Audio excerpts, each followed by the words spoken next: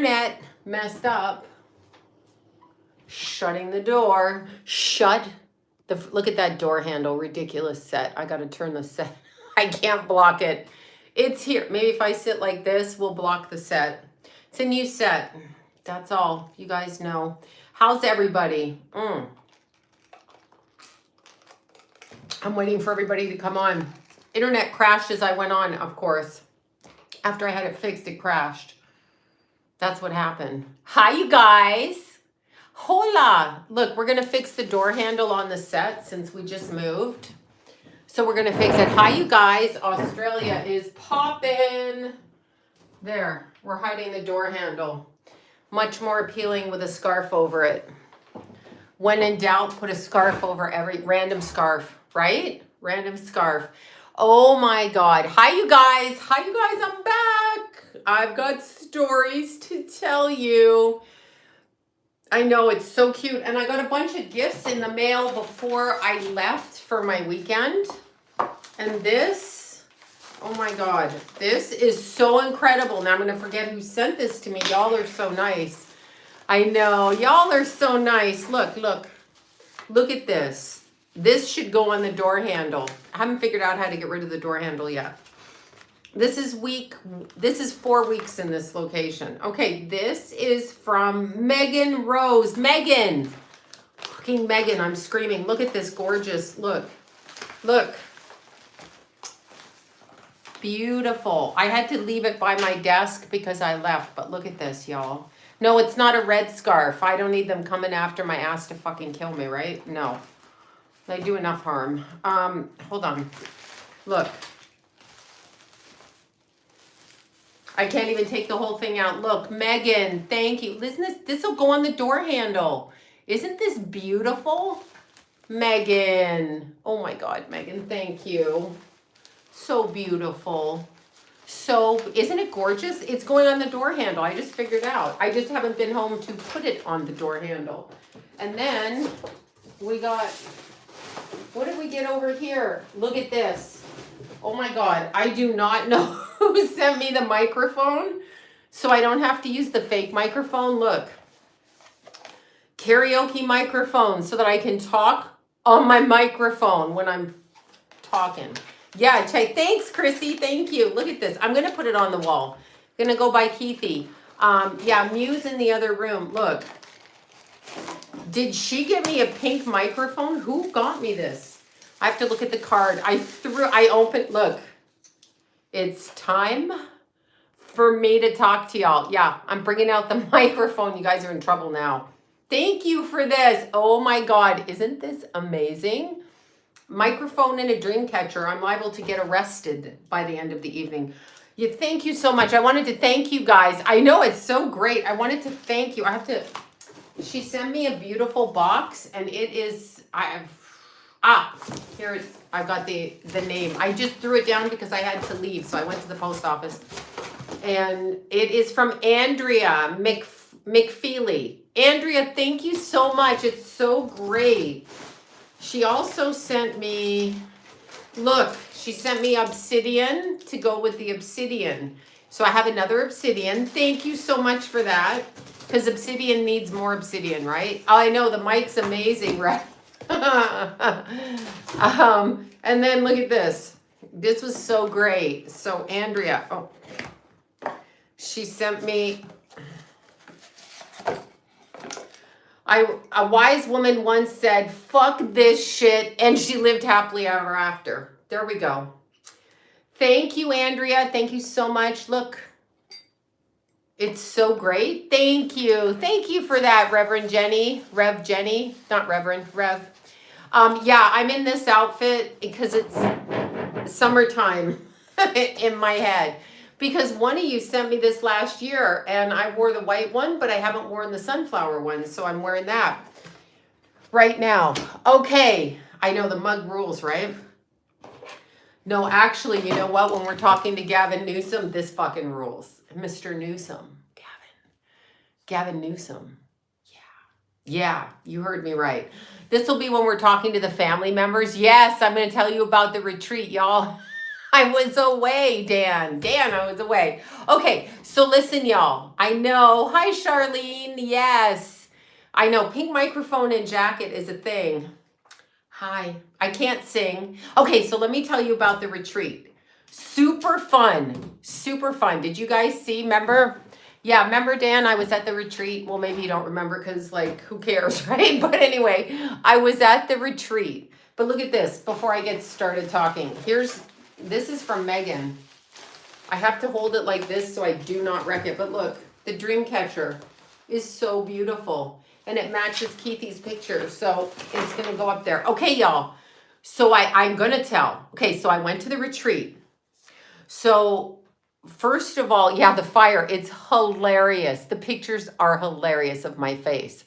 I literally look when the fire's coming at me, when they're like, eat the fire, I literally look like a bunch of Mexican cartel murderers have me in chains, murdered my entire family. That's how my face looks, okay? Because like, I'm like, what the actual fuck? Okay, so I drive into Joshua Tree, if y'all know where Joshua Tree is in California. So I drive into Joshua Tree and there is a snowstorm going on. Well, a blizzard. Flurries. It's not really a blizzard. Yeah, look, y'all. Mew's trying to get up there. She's down here. She doesn't know what's going on. Anyway, so I trying to get in there, and so I text Kat, and I'm like, is this still going on? Because like it's outside, right? So I want to know if we're still having this happen. And she's like, yeah. And I'm thinking, but it's snowing. So first of all, I stop at the Motel 6. No offense to anybody who stayed at the Motel 6. So I get into the Motel 6, right? I get in. It's Canadian, I know, right? Just for the South, some Canadian. So I get into the Motel 6 and she's around, she's over here. She's trying to get out the door. So I get into the Motel 6 and first thing I walk in, the cops are there. And they're looking for someone that's been missing out of the Motel 6. Like somebody is there saying, so-and-so is missing. They didn't come back. And I'm like, oh, this is great. They're not going to kidnap me. I'm too old. But I'm assuming this was a younger female, right? So I walk by. It's like pouring rain out. And I have my hoodie on. And I'm like, well, this is good. And they're like, yeah, you're in room upstairs, 3 whatever, and not Motel 666. So anyway, it was cheap. It was like $80 a night. So anyhow, I'm like, okay, cool. So I go up there and my body will not walk up the last flight of stairs. I know it's a full moon in Virgo tomorrow. I'm very aware of this. I think it's in Virgo, right? Anyway, I go back to the girl in the motel who thinks I'm a complete fucking whack job. And I'm like, yeah, my body won't walk up the stairs. And she thinks like I can't walk up the stairs. Like I'm fucking out of shape and I can't do it. And so I'm like, no. I just mentally can't do it because like they're telling me not to walk up to the 3rd floor. I'm not doing it, right? I'm not doing it. Like the voices in my head are like, don't walk up there. So anyway, I go, do you have another room like somewhere else? She's like, yeah, on the 2nd floor. I'm like, okay, I'll go around the back. First of all, we got Cheech and Chong in the back with their car and it's going up like this, right? In the back. And I'm like, why is this happening? So I'm talking to John on the phone. Yes, I called John because it's like now 11 o'clock at night. And I'm like, he's like, well, just go somewhere else, right? So anyway, this car is going like this and it's making all kinds of hella noise. It's Breaking Bad back there. So I get up to my room. I can walk up the stairs back there. I get up to my room and this guy in the room next to me with his fucking door open and a bunch of crazy ass working girls, boys, whatever. I don't know who was in there, but there's smoke coming out of there and it's like the hookah pipe, you know, whatever. Anyway, they're all in there and they're like, hi. And I'm like, oh yeah, hi Kelowna. I'm like, oh, fuck no. I'm not doing this. So I'm like, that's it. I'm out of here. So I go downstairs. I go to the little girl at the desk. I'm sorry. I think it's because I've lost my mind, but this is too noisy for me. So like, can I check out? And she's like, you made it in just under an hour. I'm like, okay. And she goes, because if it was more than an hour, we can't refund you, right? Oh, Margaret, wait, Jay, thanks, still miss. I'm sorry your dad passed. I I think I just saw that. So anyway, I'm like, an hour. And she's like, yeah, because if you stay more than an hour, we have to charge you for the night. Because that would make me a fucking, it's not a call girl in that neighborhood. It's just like a straight up service girl. Because I'm like, what kind of services are going on in this Motel 6? Anyway, so I left. I went across the street. It was like $200 a night. And I'm like, yeah, no, I don't want to spend that here. So I go to John. I go to John. I'm asleep in the car. He's like, are you fucking stupid? Go to another motel. So we're looking up online and I'm like, yeah, I'm going to go to, thanks, Jennifer. Thank you. Thank you for that. So I'm like, hey, I'm going to go to this other motel up the street. Oh my God. Jennifer, where are you? Come back here. Oh my God. There you are. Jennifer, thank you so much. You're always so generous. Thank you, honey. Thank you for that. So I go to this other motel and it is a Best Western, but it's a safe stay. It says safe stay. So I'm talking to the little girl on the phone. They're all little girls because they're like not older than 30, okay? So I'm talking to her and I'm like, you have rooms? She's like, yeah, we have rooms. I'm like, how much your room? She's like 100 and, I don't know, 10 or something. I'm like, great, sold. So I drive in. I'm like, are you Dawn at this Best Western? Her name was Dawn. And she's like, yeah. I'm like, okay, here's the problem. I can't deal with hookers right now. I mean, working girls. And they're Johns. I can't do it. And if there's any crack smokers, put me on the opposite side. Like, I need to go on the... So she's like, oh, no, we don't, like, no. And I'm like, yeah, well, I can't really... It's only like a block up the road. So anyway, she put me at the back. And that is where I slept. So then I got up the next morning. I'm telling you about the retreat. So I got up the next morning, went to Joshua Tree. You know, I got to run up mountains. So I went to Joshua Tree and I ran through the park, right? It's called, no, Safe Stay, not Safe Service, Safe Stay. Sorry, not Safe Service, it's Safe Stay, but it's Best Western. So I was like, okay. So I went to Joshua Tree. Have you guys been? It's so great. It's so great. It's so great. Anyway, so, and yeah, I found Starbucks, so I'm jacked up, all right? It's like my third one today. So anyway, I go to Joshua Tree and there's snow all over the ground. So I'm like, snow! And I'm running through the park and I'm climbing on these rocks and then I forget what I'm doing. And then I'm like, shit, I have to be at the retreat. So it's probably like 30-minute drive. And I drove there the day before, not the day before. Oh, there's Bobby. I was just talking to Bobby. Bobby. Who is Bobby? Okay, I'm over it. Anyway, no, I'm never over Bobby. I was just literally talking to her. Yeah, Joshua Tree was really, really beautiful, like incredibly beautiful. And so anyway, I drove to the retreat. So it is a hell of a dirt road. It reminded me of going to Utah. It reminded me of going to Arizona, going to the Grand Canyon. There's like nothing on the roads, right? So anyway, I found the location and pulled in. So there's maybe 20 girls. I'm thinking 20 girls. Happen to be girls. I think men can go, but this time was all girls. And I was literally the oldest girl there. I'm not a girl, I'm a grandma now. So it's Grandma Sloan, y'all, because you know Jason's having another baby. And Rascal gonna be a sister. So anyway, Grandma Sloan shows up. And I'm like, why am I doing this? Because first of all, Grandma Sloan is afraid of fire, right? She's like, it's like, fire. I'm the one in the room and I'm like, okay, fire, everybody leave. It's from being burnt in the past life at the Salem witch trials. I'm quite sure of it.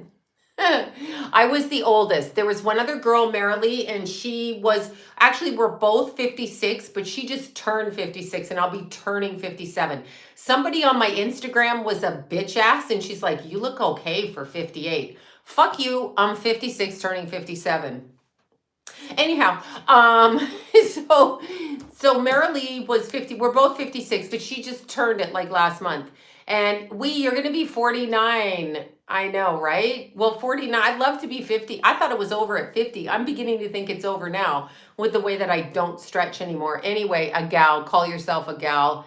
Well, you're 58, Fifi, it's fine. But this woman was trying to like, you look fabulous for 64. So anyway, this woman was trying to fuck with me. She's like, I'm going to add age to you. Like it's not an issue. Beth, happy birthday. Beth, yes, 53. Go girl. Betty's 64. So anyway, it gets harder. Yeah, well, it gets harder for me to put my shoes on. Let's be serious.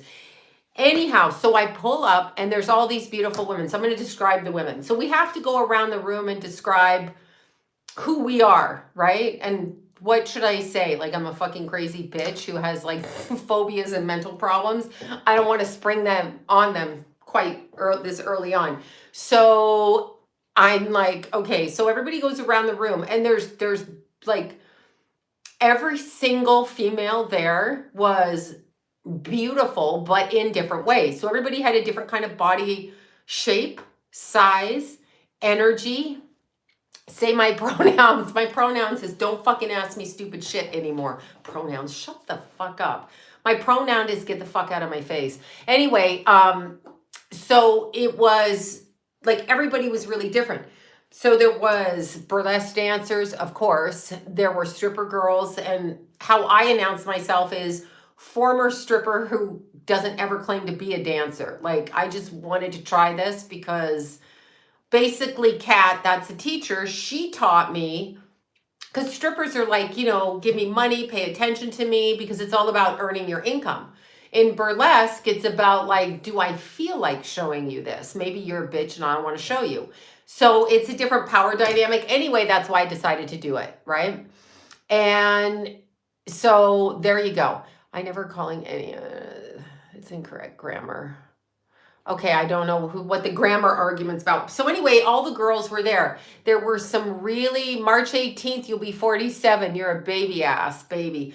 So anyway, the girls all introduce themselves and they're all different. We're all sitting there. And then the first thing we do, what was the first thing we do? Oh, look at my face. Oh, yeah. So the first thing we're learning is how to put fire out. So pretend this is the fire wand on fire. Put it in your mouth. Ladies and some men, you know what I'm talking about. And extinguish the fire. So Kat's going over like fire safety, all of these things. That was the group I was in. So I'm like, I think I can do this until the fire wand was lit on fire. Then I'm like, I'm pretty sure that I'm liable to have a nervous breakdown. Like seriously, I can't put, y'all know how nuts I am with things going in my mouth, right? So anyway, everybody's like practicing, right? Practicing and doing, and they're all doing really good. Every single girl, young lady, woman, whatever, did it. Me, I turned around and ran out the back door from a distance, and I'm like, I'm not putting that in my mouth. Nope, I'm good. I'm good, thank you. I'm very good. Because what she said is, here's the instruction. The instruction is, so don't breathe in. So you know I'm OCD. So when you tell me don't breathe in, all I can think about is breathe in, breathe in, breathe in. She goes, if you breathe in, it'll go down your throat and burn your lungs. And I'm like, hold up, what? So yeah, well, you learn the fire breathing, but as soon as she said that in my head, I'm out of body. I'm having out of body. Like I'm fucking over there, right? I'm astral projecting way behind me. So I'm very selective in what I put in my mouth. Yeah. Well, if it's a big dick, I don't mind. Oh God, sorry. Did I say that? Anyway, if it's on fire, even if it is a big dick, I do mind. So you practice this, but see, the secret with eating the fire is to extinguish the oxygen, obviously, or the roof of your mouth's on fire. That was a little bit scary because I couldn't get past the fact the fire coming towards my face, right? I was like, oh my God. Anyhow, the next thing with the fire, so this is how she teaches you to do it. Take a deep breath in and then hold the deep breath. And when you do it, you go, ha, like that, but you close your lips, right? I couldn't do that. Like my mind was like, don't, stop, don't, what are you doing? Fuck off, stop. So all of these women, Every single one of them, the young ones, not Marilee. Marilee didn't do it, but she did do the fire spitting. Were the two old bags there? So she did do it. The fire spitting, not the fire eating. I literally, like, I was like, I'll see you later. I'm like, peace out. I'm like, where's a gangbanger with a gun sticking me up at this point? Like, I'm more comfortable with that than putting fire in my face. Like, seriously? I prefer salmon. Exactly. No, but seriously. So these women, I mean, some of them hadn't done that. They hadn't done it, and they were amazing. They walked up with such confidence, walked up and just did it. And I was like, wow, you fucking rock. Like, we all went in a line and one after another, and they just did it. And I was having panic attacks for every single one, secret little panic attacks inside my own secret little self. So I was like, oh my God, panic. And I was like, I wonder if their parents know they're doing this. Do their parents know? What happened to Ashley? Did she lose her? Oh shit, I haven't kept up with Ashley. Yeah, well, no, the girls did it. They were all fine. I'm sorry. Is that Ashley? Ashley, Yoga Ashley? I'm so sorry. Yes, don't wear hairspray is like a tip. Probably don't wear perfume. And if you're wearing a headdress, don't do that either. I'm thinking. But some of them are so good. It's the angle you do it at. But yeah, and they're brave. Like, they had no problem. And I guess it's mind over matter. I mean, I guess if you can do it, it's just, yeah. I mean, I've had to climb down off the side of mountaintops because I refuse to climb over a ledge on ice. So I'm just that person that knows where, what the hell I can't do. And then I get yelled at by everybody for starting to do stuff. And then I'm like, no, I'm not going to do it. This is what, look, for you guys didn't see it. Thank God someone took that picture. That's without the fire on it. But you can see, like, you're going to put that in your mouth and the fire's coming down. So it's kind of the angle. So if it's like this, I guess the fire blows back that way. But I start to have a nervous breakdown on my way, you know, like in my head, I'm like, this doesn't make sense. Aquanet would light it up. Aquanet would light it all up. That's what you do. Don't you remember as a kid, or is it just me? See, I did do that shit as a kid. Aquanet, lighter, boom. But that's over there. And I actually made guys do that, but not me. But anyway, that's what you do, right? Like, so the women were so incredible. They just walked up and did it. I'm going to show y'all some pictures. It's really hard to show you. And then, oh my God. So then, before that, the next thing you learn is fire breathing. Now, for me personally, when I hear fire and breathing, I'm like, you're dead, you're dying. You know how my Tourette's goes. So anyway, what you do with that is they practice. They practice with a shot glass. So you put water in there and then you keep the water here. Water, not lighter fluid. Do you hear me? You're putting lighter fluid in your mouth, butane. But whatever, who am I? You know, this is what, like, you're not supposed to be huffing. No, it wasn't huffing. But anyway, you do that and then you spit it away from you. So you deep breath in and then you put the stuff here and you, like that. But you're blowing it towards the flame to blow the fire, which in theory seemed easier to do than put the fire in my mouth. But again, she said, and I quote, if you inhale it, it will burn your lungs. And I'm like, okay, trigger warning, I'm triggered. So I'm like, no, I know my limit. They all did it. I'm the only one who didn't. I'm the pussy ass bitch. I couldn't do it. I was like, fuck no. Like, my brain was like, yeah, no. I was like, no, the legs are closed. You cannot have access. No. It freaked me out. But no, they all did it. So bravo to them. Totally amazingly brave. Amazing. Dragon breathing. Yes. Dragon breath. Yes. I think you have to really mentally understand what's in your mouth and what you're blowing out.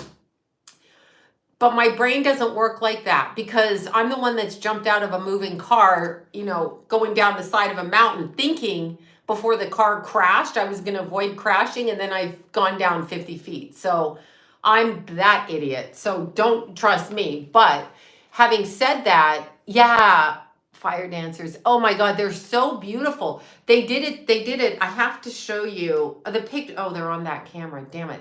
The pictures are so beautiful. The women are so accomplished because they just did it. I mean, I was like, you are crazy. You are crazy. Now, here's the picture. I know you guys were asking me, look at this picture. I'll tell you about the other kind of fire I did, which made me crack up. What were you able to do? I was pretty much able to run through Joshua Tree Park. That's what I was able to do. No, I'll tell you in a second. Okay, this is our little group here. And you were all asking about cute little Wednesday down here. This one right here, little Wednesday. That's not her name. Her name is Brittany Lynn. Hi, Brittany. She was so fucking fabulous. Her whole style was not about being sexy. It was about being athletic, which I appreciate because I am neither nor either of those things. And she was athletic. And let me just tell you, I have to post these pictures. Look at this girl eating the fire. Look at this. Look at her. No fear. I was like, yeah, it was really, really fun. And then I'll tell you about this. I did do this. Okay, that's Brittany again. Look, her legs are on fire. That's accurate. Does that go against like your mindset? So let me tell you about the next thing you do. The next thing you do is this. Okay, so you see this? See this? You put yourself on fire. So I felt comfortable lighting my skin on fire. Yeah, because that seemed better than putting anything in my mouth. Like anything, daredevil, adrenaline junkies. I was like, I can do one thing. I'm not athletic like these women. No, this is a different kind of athleticism. They are, really flexible, and it's aerial acrobatics because we were doing aerial, and they are amazing. Like, I mean, it's a different kind of athleticism, truthfully. So yeah, skin or lungs, exactly, Michelle. I was like, I know, gaslighting, right? Love and Scorpio, gaslighting. Anyway, I was like, okay, they're very fierce, fucking fierce. I'm going to tell you Lulu too, who I loved. Now, this wasn't smart, in my opinion, but she wore a beautiful headdress with porcupine needles. But if that thing caught fire, she was pretty fucking, yeah. She did that, and I was like, girl, if that thing catches fire, we're all going up in flames with that headdress. I was like, wonder what the fire department thinks of women doing this, right? They're like, what is wrong with you people? And she was so great. Look at her. This is the fire breath. Look at that. You see that? Look at that. That's Lulu. Look at that. Look at that shit, y'all. Yeah. Ashley, I had one of my deceased cats in my home. Do you see that? See, and there she is on fire on her legs. There you go. See?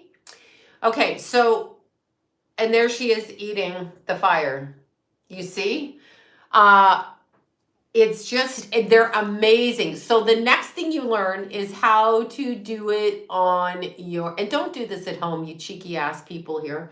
Don't be trying this shit. If you're a kid and your mom has you listening, don't try this at home. Don't. What's the purpose? Well, the purpose is for me to get out of my comfort zone, because that was out of my it's out of my comfort zone. I'm like muddy shoes and hills and climbing. So it's out of my comfort zone. It's out of my comfort zone at almost 57 to put on a bodysuit again, out of my comfort zone. It's out of my comfort zone to like be in front of people half naked or half doing shit that I can't do. That's actually the point. So I would say it's to do something out of my comfort zone. Yeah, the trapeze, well, actually the ring, the lolly, and the spiral, and the silks, and the other thing. See, I don't even know what I'm talking about. But anyway, then that's the point of it. So remember that. You can stay pickleball. Pickleball is out of my comfort zone. You can stay like in your comfort zone, but I just want to try something different, so I did. However, I also have my boundaries for my fucking self, and a fire in my mouth was one of them. So I was traumatized, but I thought I could light my hand on fire. That I did think. So that I did. The pictures are hilarious because my face looks insane, okay? My face looks crazy. I look like a crazy, mentally ill person with the fire. Like the fire's here and I'm like making faces. I'm so traumatized in my face that it's funny. I should put them up as a comedy act. I'm not calm. The other girls were totally calm and their faces were calm. And I did it 2 or 3 times and I'm like, I can do this. The pictures are on this camera, not this one. And I'm like, I can do this. I can do this. Nah, no, you can't. You can't keep your face fucking from showing. No, I was like, it was really fun. So we learned how to put the fire on you. So just really briefly, flight or fright. So anyway, really briefly, what you do is so obviously, well, I guess you could have wore this jacket, but I wouldn't wear clothes. So take your clothes off. Well, don't you take your clothes off, but they tell you like, I had that bodysuit on. So I pushed it up to here and then you put the water, like that you soak down the water. So I soaked my hands, right? So I soak my hands and then with soap and water, the soap is the barrier. So I felt a little bit safer. It's not safe at all because I mean, technically you could like combust, I guess, but I didn't see anybody do that. Actually, that seemed safer. I mean, sometimes the fire would burn a little bit on, I think I got a tan out there too. Tan, see, look at my shoulders from being outside and it's winter. Oh God, the tan. Look, there's Jace. Anyway, so I think, you all know the tattoos. Okay, look. Jason will be 31. He's 7 there. And Keithy would be 27 if he were here. And then there's Keithy just before he passed at 24 right there. See, I could do that. And I'm going to finish tattoos this weekend. So I will be doing that. And I never did a tattoo till Keith died. So I was actually just before I turned 54. This is the first time I did a tattoo. And it was this one. And that hurts on the wrist. But anyway, I just couldn't put the fire in my mouth. Like, I'm like, I'd rather have it on my skin. And I'm like, it has to be this hand because I don't want to burn Keithy off because Ruger's going to get pissed off at me. Yeah, Jason's got a little sunburn over here. And so I'm like, I can't burn Keithy and Jason off over here. So anyway, they use soap and water. And you put this like all over your body, like wherever you're burning. Okay, some of the girls did their legs. Some of the girls did their feet. One girl did her back. Lilith did her back. And they all have their stage name. I love that they have their stage names. You know me, I'm just known by Sloan. When I was a stripper, Sloan. When I was an asshole, Sloan. When I was married, Sloan. When I'm an astrologer, Sloan. When I'm psychic, Sloan. I'm just Sloan. But they all have their names. So maybe I need to think of a name. Yeah, I know Tulip and Keithy are together. Chirpy is crispy. I know, right? So anyway, they've all got their names. So anyway, you put the soap and water on you, like you have help. And then somebody's like a fire starter. So they come over with a big wand and they fucking jump out of frame in case you combust. Kaboom!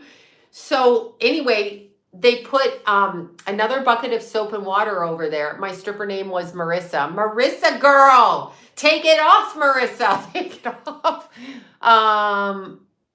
No, my birth name is Sloan. Just that's my name is Sloan. My adopted parents, when I was adopted when I was 2, legally they changed my name. I changed it back. They told me what my name was. Yes, Sloan is Irish. In my case, I'm Norwegian and Irish, but my mom was watching the soap opera. Of course she was. Anyway, she's watching the soap opera called Peyton Place in the 60s.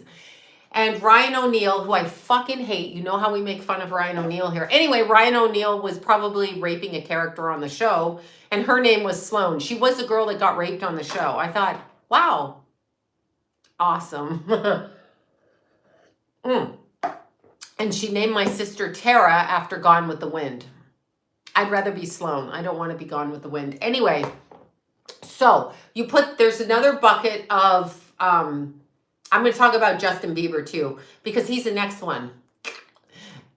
Anyhow, so the soap and water's over here, and they put butane in that soapy water, not the soapy water that you put on yourself. They put butane. Then they bring the butane bubbles over to you. So only the new bubbles. I dated Ryan O'Neal's grandson. Well, that must have been just a whole bunch of fuckery going on there. So the butane bubbles are put here. And they do dissolve pretty quickly. But like my hand was in front of me and I was like this on the ring. And that's off a video. Ryan O'Neal screwed his daughter. Do we need to know anymore? Like she wrote in her book that her dad had a foursome with his own kid. What else do we need to know about him? I mean, he's a fucktard. A fucktard. Farrah Fawcett died of cancer after being married to him. Oh, yeah, your daughter's Vivian Lee. Yes, Gone with the Wind. Yes, yes.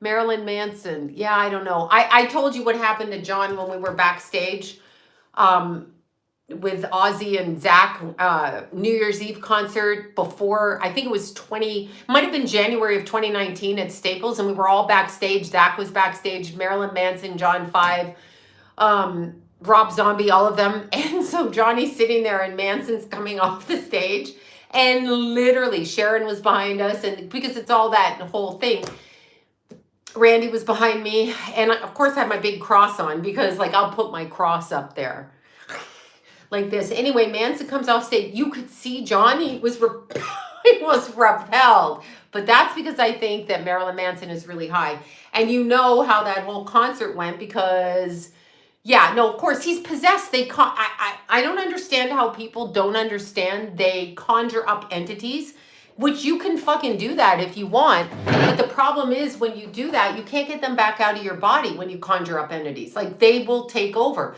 When you're looking at that, when you see the drug addicts that they call schizophrenic running down the street, they're a host body. So their soul body's been pushed out. Hello? Yeah, so anyway, before they go on stage, they do go into, that's what they do. Not all of them, but that's what he did. Anyway, John hid behind me. He hid behind me, okay? And I'm like, are you afraid of him? You were right there. And I turn around, I'm like, you come on. He practically knocked everybody over behind me. Anyway, it was the funniest thing. But they are in a heightened state. They are when you conjure up in order to perform or to manifest or whatever, you are bringing something into your body. I mean, it's the same as if you're the people that channel, when you're listening to people like Dr. Peoples or whoever, and they're channeling using a third party entity, you don't know what you're pulling in. And once you open the gateway, yes. Oh, of course. I don't believe Ryan had sex. She was 15 or 16. She wrote it in her book. And I absolutely believe it. You know why? I fucking absolutely believe it. She was a heroin addict. She was a heroin addict. And he tried to pick his daughter up at Farrah's funeral. He did not recognize her. Heroin, what's the gateway drug? Trauma. Usually sexual trauma in childhood. Keep that in mind. Anyway, when they conjure it up, like all of this manifesting when you're going to an entity to bring into you, when you open that up with drugs and alcohol, they come right into you. I mean, do we know this? We know this. So no, channeling isn't bad if you don't. I used to be a trance channel where they came into my body. I don't do that anymore.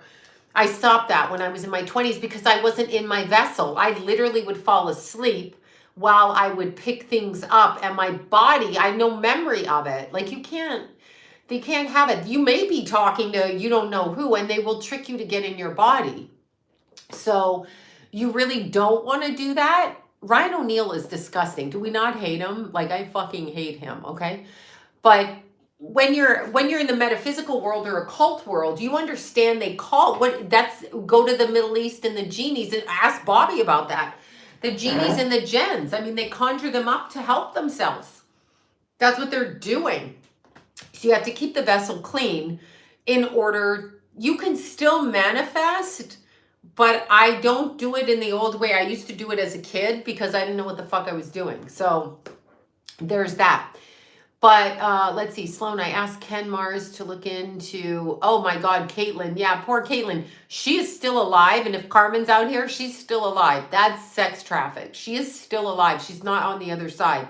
Deanna can't get her on the other side, and I can't get her on the other side. So she is still on this side. She hasn't crossed over.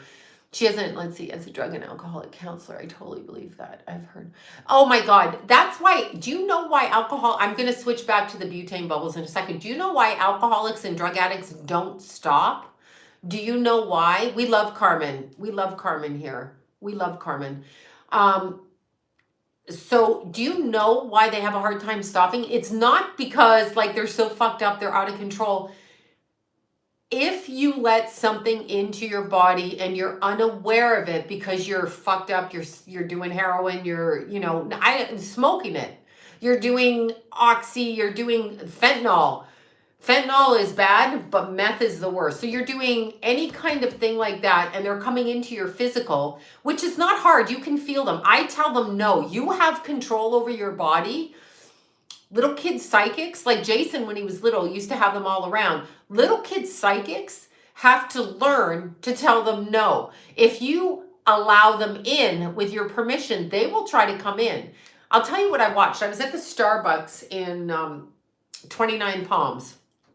And there was a family, a mom and her little kid in a stroller, right? And the kid was looking out the window. Like the stroller was faced that way. She was looking at the counter and the husband or boyfriend, whatever, was sitting beside the little kid.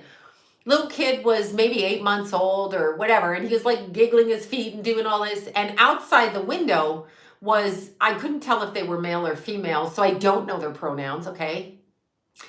Anyway, the person was talking to themselves. And when I pulled up, I actually thought that there was an order window there because the person was talking away. So I thought there must be a window, but I couldn't see around this truck. So when I got inside, I was looking at the person and this is how sneaky they are. So the person is like out of their mind, or it looks like they're out of their mind. And they're talking, you know how they talk with their hands and they're like this, right? So I look at I'm watching, but I'm watching from behind. I'm not making eye contact because you don't want to make eye contact. That's how they try to hook in. But I'm watching and that person is invested in staring at that baby's face. And so as the whatever, drugged person, possessed person is looking at the baby, the mom is unaware, the dad's unaware because his back's turned and the baby is like, little legs are going like this. So I'm counterbalancing it from across the table because I'm like, don't fucking do that. Because I could see the eyes snap in to like normalcy and I could see the intention. That's what they do. Yes, of course, you have to continue to do it. That you have to watch because that's the shit that they do. That is what they do. So it's kind of interesting. Yes, the Polish girl who thinks she's Madeleine McCann, that was a sacrifice, and I don't believe it's her. However, I do believe that she was kidnapped, that girl. I don't think she's Madeleine McCann. Anyway, back to the butane bubbles. Forget Marilyn Manson because he's not even himself. And my last thing on this is when you sell out, large or small. Remember when I was at that concert? So I went out to watch Marilyn Manson. We had front row seats, but we were also backstage. But I never saw him perform. So because I love Ozzy, so that's what I'm going to watch, and I love Zach, so that's what I'm going to watch, and that's all I'm going to watch. But anyway, I went outside. So he's up on the Marilyn Manson set. You probably half of you've seen him. He's up on a huge stage. He's got the upside down cross. Enough said there. But anyway, he's like chanting for Satan up there. So me and John are out in the audience. This is New Year's Eve. And I'm totally going through menopause at the time. Anyway, it's New Year's Eve and we're out there. I'm in the audience. And every time he says Satan, I say God. The whole row's turn around. Everybody's like looking at me. I'm like, yeah, that's right. You heard me. You heard me. You heard me. You heard me. And then I went around backstage. Anyway, you can do your part. You don't have to agree with them. They can do whatever the fuck they want. So can I. Their religion does not outweigh my religion just because people want to mock it. It doesn't outweigh it. So every time he said it, I said what I said. And then John was like, you're going to get us killed out here. And then my friend was like 2 aisles down and she turns around and she's like, you got to shut up. You got to shut the fuck up. Anyway, it was pretty funny. I felt like doing it, so I did it. Whatever. He can say whatever he wants. It doesn't matter. Any of us can say whatever we want. It doesn't matter till we die. None of us really know, right? Until we do know. So I know what I know and you know what you know, right? Right? That's what I said. In my head, I'm like, oh my God. Like, but also it can be his shtick. But keep in mind, when you're in a public place and you're conjuring up the energy, that's what he's doing. That's what he's doing. He's actually doing a mass ritual with performance. That's what people don't understand. It's fine. You can be there and you have to coexist. Light equals dark, dark equals light. Yes, I know they all revert. Like they think they're smart, but whatever. I love going to cons. You know how I am. Anyway, and I have no problem doing it, but I see what I see and I know what I know. And they're always talking to me. It is part of a ritual. That's how they get their power. We are harnessed energy for them. When we put our attention over here like this, they harness our energy. So I always speak my truth. I don't fucking care. I crashed his Satan party. Yeah, I did. Anyhow, no, he was just doing what he does. But it was just really funny backstage because John, like, he got behind me. I'm like, dude, what are you doing? Anyway, poor John. I dragged him to everything and he was just like, I know what they do. That is what they do. That's how they conjure up power. False idol is exactly that. You don't need to. I used to sing Motley Crue, shout out the devil. I didn't know. No, people don't know. It's fun. Just because they can trick you all you want and you can be tricked. You can be tricked by anybody about anything and it's not a problem. Like when you die, you're either going to cross out of this dimension and you're going to go to one that you're going to reside in. So that's it. That's what's going to happen. Okay. That's like, you're going to go into whichever dimension. Keep in mind, when they're telling you as you're crossing out of your body and they're telling you where you're going to go and do you agree to reincarnation, I actually don't feel I chose to come here. I don't feel I agreed to this life again. And I do not fucking feel that I agreed to watch Keithy die and fucking live with that. I did not. And Keithy didn't agree to come here and die. Obviously, we all die. That's not the point. The point is, I don't think Keithy said, yeah, I want to die in that horrific way when I'm a young kid. I feel like it was gang stalking. I feel like it was energetic because it happened. There's many exit points, there's many exit points in life. So I literally feel like that happened, but I know that it was conjured outside because I just know. And see, part of the thing with the fire, I know I told you guys this story, but part of the thing with the fire, I know Keithy was with me this weekend. I could hear him in my head going, don't eat the fucking fire, you dumbass. Like he used to say, don't be a dumbass. That's dumb. Anyway, no, I know I told you. Now I just forgot the story I was going to say. Oh, the couple of weeks before Keith died and I went to Deanna and I said, which one of my boys is going to die? Because I was told, like I told you, one of them I would bury by September. Just like when Jimmy died, I was told he'll die on Halloween, but he died October 9th. Keith died on the 29th and I was told September. So they do tell me. So I told John, I told Jason and Keith, one of you fuckers is going to die. I told John, I told Carol, I told Arlene, I was on the group text. Anyway, I lit, you know how I do the candles and I lit to protect my boys? And I set fire to my kitchen. This is also an issue with the fire. But the candle exploded. So I haven't done the candle work since because it exploded when I was trying to do protection against Keith. Like it exploded and I had to get a fire extinguisher, actually. It was like, thank God, because that landlady would have fucking flipped out if I set fire to her place, being the person that she is. But anyway, it's definitely, no, it set fire. And I remember going to Deanna's, and Deanna's like, we'll do clearing, we'll cleanse it. And I'm like, Deanna, something, I can fucking feel it. And she couldn't get which one it was.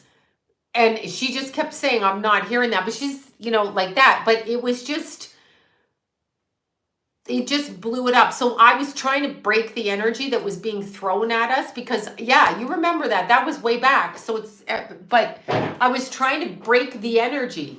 So I used fire to break the energy, but it exploded.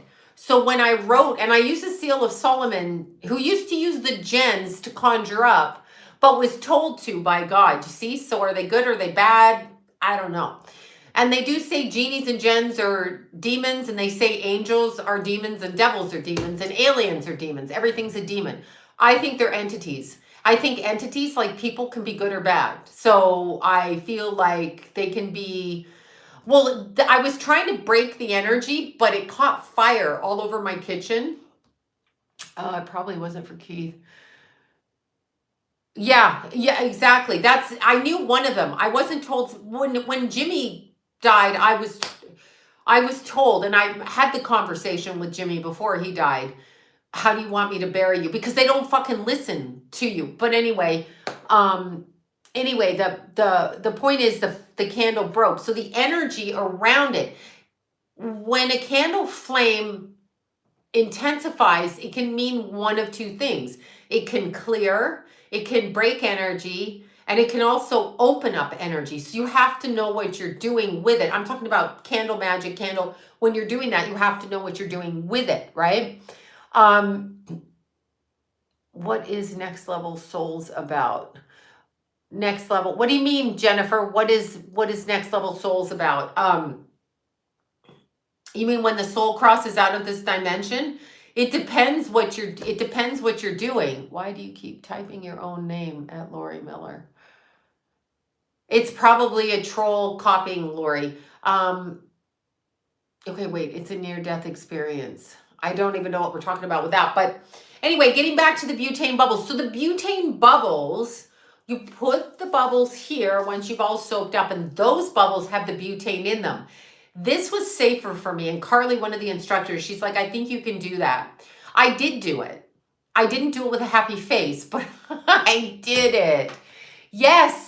Candles do. I stopped using them because Keith died literally 2 days. It was actually 2 days after it exploded, because they kept me awake telling me for the month before Keith died that one of my sons was going to die. And so I went bananas. I was on the group text.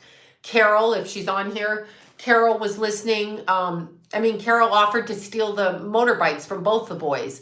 So Venus is 0 degrees in the 8th house. Thank you for that. Anything, and so hold on, I'll finish the story and I'll answer your 0 degree planet versus 29 degree planet information. Anyhow, so I was on the group text. I was on with Arlene, Estelle, and Carol. Now, Estelle had gone to the hospital that weekend. When she woke up, she didn't know Keith had died. Carol and Arlene came 20 minutes after I got to the road. So they were with me and all of that. But anyhow, Carol had agreed to hijack, like get a tow truck with me and steal their motorbikes because it was just that way. But the candle had, the way it blew up and caught fire, I was like, fuck. I felt like energetically shit was being thrown at me. Now, as a psychic, they're going to do their witch wars, and people in your own family are going to do fucking spells against you. They can be Catholic, they can be Christian, they can be Southern Baptist, they can be Holy Rollers, they can be Scientologists. They're all doing shit. If they want to do something to you because you have a man, a body, a husband, money, a car, I don't know, chocolates in your cupboard, whatever, they will do it to you, and there's nothing you can do about it, and you have no idea. I promise you. It's a full moon tomorrow. The reason I'm saying that, they will do shit. Are all witches bad? No. The the idea of witchcraft, it depends. Witchcraft is an elevation. People who use witchcraft are using energy that's all around us. They use fire, like I was saying, we use fire to clear energy. Obviously, with candle magic, people do that. It's intentions. Thank you, we know that if you're doing an intention, I get people all the time. Can you do a spell for me? And can you take I want this girl's husband? I'm like, I'm not fucking doing that. Just because you come to me, the practitioner, to do something for you does not mean you're not responsible. A lot of people think if they go to someone to do spells that alleviates them of responsibility. It does not. If you wish ill on someone through your spell casting, it will come back, okay? Like, it will fucking come back on you. You can say it won't all you want. You can say the fuck it won't all you want, but it will. I promise you it will. The other thing is, if you are focusing energy on protecting yourself, like if somebody breaks into your house, you have a right to arm yourself and shoot the shit out of them, or hell, throw a butane bubble at them and light them up, right? You have the right to do that. However, that's not a bad thing. So if somebody comes into your space and they antagonize you, so they come into your space and they do it, you have every right to protect your vessel. So when they try to get into you, you have every fucking right. They will come in through the back chakras. They'll come in through the sacral. They'll come in through the root chakra. They'll try to come in through the crown chakra. With me, they start tapping on my head. I'm like, no. So yes, holy water. Yes, I've used holy water. I make my own, but I also go to the Catholic Church and take the holy water, depending on which church it is and where it is. But yeah, I mix and match with that. When you're clearing a house of energy, yeah, I'm not on fire tonight, actually, but thank God. I come home, I climb up the mountains, and I'm like in the snow, and it starts snowing on me, and I don't have a jacket. I'm like, at least I'm not breathing fire. That's what I was saying. So anyway, when you what the hell did you just ask me? Oh my God. Anyway, you have a right to protect yourself. You have a right to protect yourself. Just like if someone assaults you in your house, you have a right. I haven't seen the bear lately. He wasn't on the cams when I was away. You have a right to do. Oh, Deanna. Yeah, Deanna and I went to clear a house. And oh, it's so funny. They had the bedroom so hot. Like, Deanna walks in. She goes, it's the middle of summer. It was like May. And she's like, what the fuck? Because we will go do that. And she does all the prayers. So she reads the prayer verse. I clean with what we're using in there, the concoctions. There's also, that's what I have the daggers over here for clearing the energy. So if we use these daggers I'm going to go pick it up so you can see. These are not the hugest ones. These are just ones I can carry without getting arrested. So anyway, when you walk into a house, this is obsidian. Now remember, aren't they beautiful? My friend Rachel, she makes like excellent daggers, so I have to get one made. But when you're clearing a house and you walk in, you want to cut the energy around you because it attaches to you. I use obsidian, black obsidian. This is actually black sheen obsidian. You can see the sheen on it. It's so great. I have a lot of them. This is just, some of them are very simple. This is straight up black obsidian. It's gorgeous. But obsidian, that's why I have so much obsidian. I'm staring at obsidian balls behind me. I've got it all over me. Because when I'm reading or I'm working with it, obsidian breaks the energy immediately.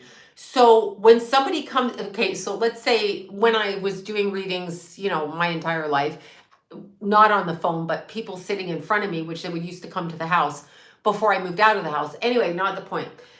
So when you're doing readings for people and they come in and they block their energy because they come to you, they want help. Shungite is amazing for psychic attacks. Amazing. So when they come to you and they want help and they want to clear energy, but they also have shame and guilt, they won't let it go. So I put an obsidian, exactly like that, an obsidian ball in front of me to break the energy. I don't need them lying while I'm trying to read them if there's an emotional problem, because because I got caught in my jacket, because people will not tell the truth about what their issues are because they don't actually like it. To crack it is going to put their soul level up a bit, and it's going to cause them some physical traumas at the time. So that kind of thing, you kind of have to watch that. But anyway, I use this when we're clearing. So I will clear the energy when I go in, and there's certain things that you repeat, certain speeches that you repeat, and I'd actually forgotten them. So I have a friend that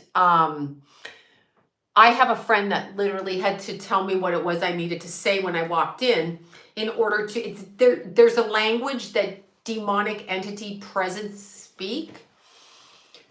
So there's certain things that you converse with in order to do it. And there's all different levels. It's not like The Exorcist. They can be, I suppose. I haven't quite seen that.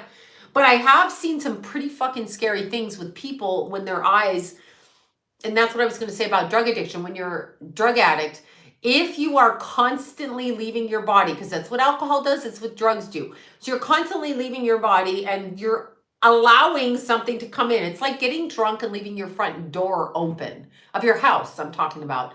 And you have a homeless camp, like in North Hollywood, across the street from you, and they come in the front door. Well, they come in the front door. So what do you do then, right? Yes, they do not like Latin. It's Latin that I was talking about. Deanna actually does. Deanna's really good at that. So when we do it together, anyway, we went in this room and the room was super hot, okay? Super fucking hot. And so we turned the heat off. And it was funny because the homeowner called us after we cleared, took about an hour to clear. Well, we did maybe an hour and a half. I put things everywhere, and the demons know. And by that, I mean the person inside the person, but they're not really inside like The Exorcist. That's a rare case. They're on the outside, so they're in your energy field, but not actually like literally living in your body. They can float in and out. In the cases of somebody like Britney Spears, she's been pushed right out of her body and she's being held hostage. I'm talking on an energetic, etheric level, not on a physical level. So she has other people operating the physical. Okay, this is just a car. They walk in, they walk out. People don't understand that, or they don't think it happens. That's why drug addicts don't give up their drugs. That's why they say bullshit like, I want to do drugs always. I want to shoot up. I want to do this my whole life. Because it's not them. They go out, murder, rape, and pillage, aka Jeffrey Dahmer, and they step back into the physical and they're like, what did I do? I didn't even know I did this. Because the person, the soul, is left with the aftermath and carnage of this fucking ridiculousness that the entities, and sometimes there can be many, multiple, and sometimes you can be talking to a person and you can see them flip, and they do that. That's another thing. With sex, I feel really bad for working girls. I don't care who you fuck or how you do it. Trust me, do whatever you want. Doesn't bother me. But the problem is this sexual energy is used to transfer control. The orgasm, at the point of orgasm, is used in sexual magic in order to fucking capture control, manipulate, manifest, however you want to word it. When you orgasm, whoever, it is, I know, nobody can steal your soul because they do belong to God. That is correct. But when you take the deal here, no one said the fucking evil, the beast system tells the truth. We live in a beast system. It doesn't tell the truth. Yeah, it doesn't. When do they take a vaccine because it's going to cure you? We tested it on a couple of beagles. Okay. Yeah. All right. Let me just inject myself with the shit that the government says. Okay. Like, let me do that right now. Excuse me. Let me stick shit in my body because the government, bunch of fucking control freak fucks, says it. Never, never, never. But anyway, when you look at what happens, that is why people don't give up their addictions, because they're encouraged. Because look at an entity as a earthbound energy that can't transmute itself past this dimension. And I'm talking the astral level. A lot of the government works on the astral level. You know this. You know this. You guys know this. They come in.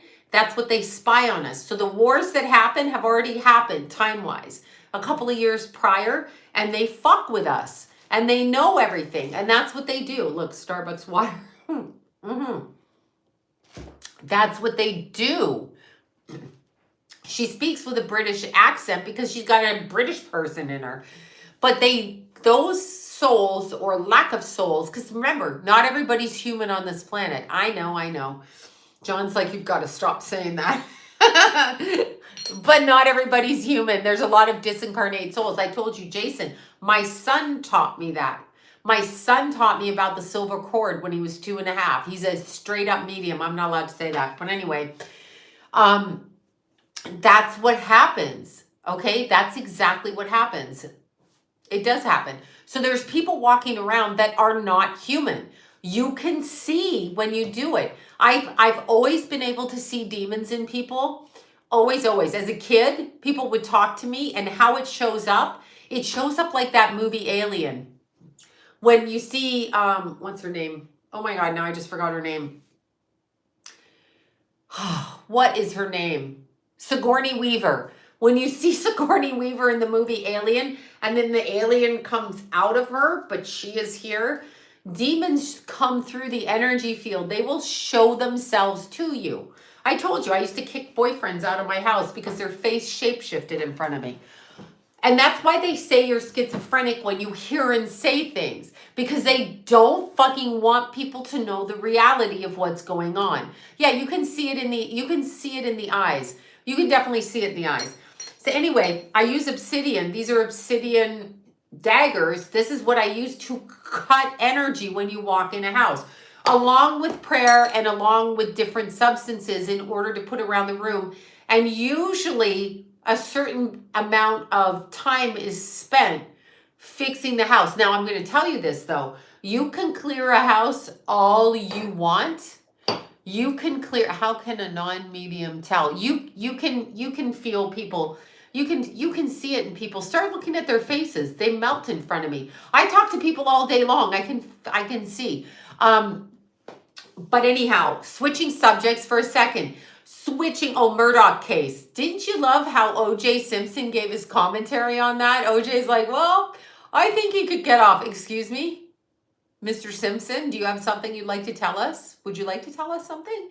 Mr. Simpson, would you like to tell us something? Like, who's asking O.J. for commentary on the Murdoch trial?